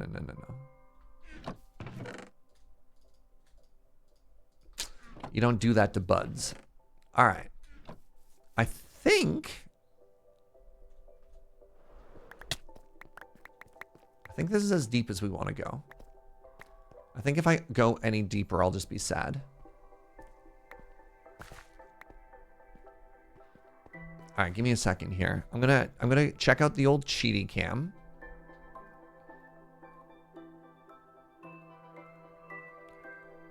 Okay, that was too much cheaty cam. I wasn't supposed to know that that was there. I wanted to see how much torching we have to do.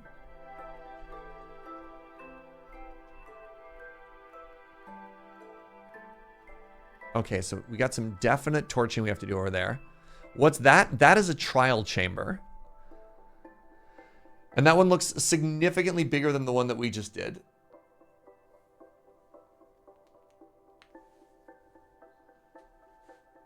That's so funny that there's a trial chamber right there. Right above the mine shaft that we torched up. Well, now that we know that it's there, see, this is why I didn't want to do cheaty cam. I was going to like kind of jokingly do it for torching. You never seen a trial chamber? They just added them, Shivam. That's like one of the big hooks for 1.21. You haven't seen a trial chamber yet? Well, well, well.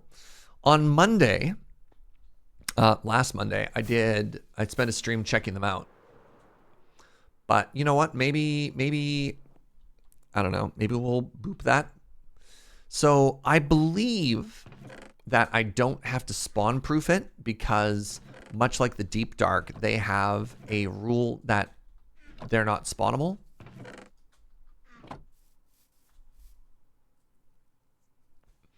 But we'll see. But anyways, I am out of time. Oh, look, there you are. Yes, great.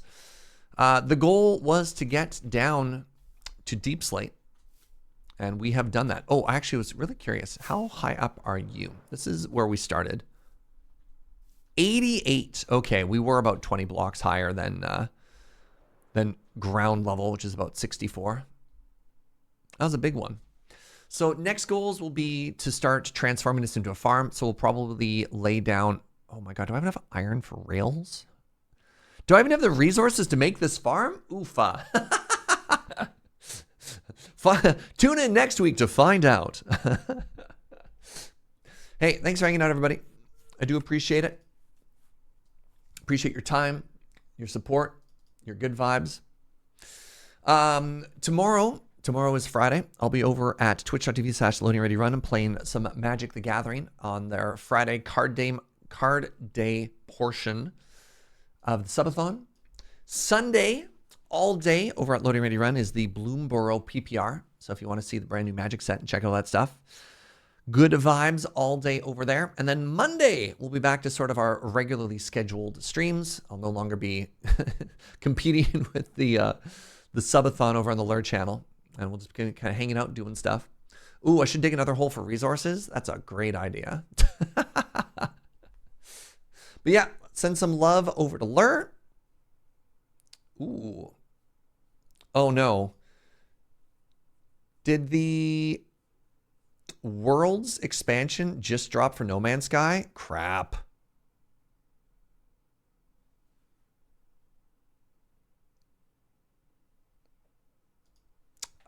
Everything is so tough. Too many games. Let's go raid Loading Ready Run. Have a good one, everybody. Is everybody planning for Monday? I didn't want to do that on Monday. Oh, I have too much stuff to do. That's fine. Thanks to the stream. I'll be gone for a few weeks on vacation. Have fun. You're all delightful. Thanks for hanging out, friends. Go say hi to Loading Ready Run. I'll see you next time. Bye-bye.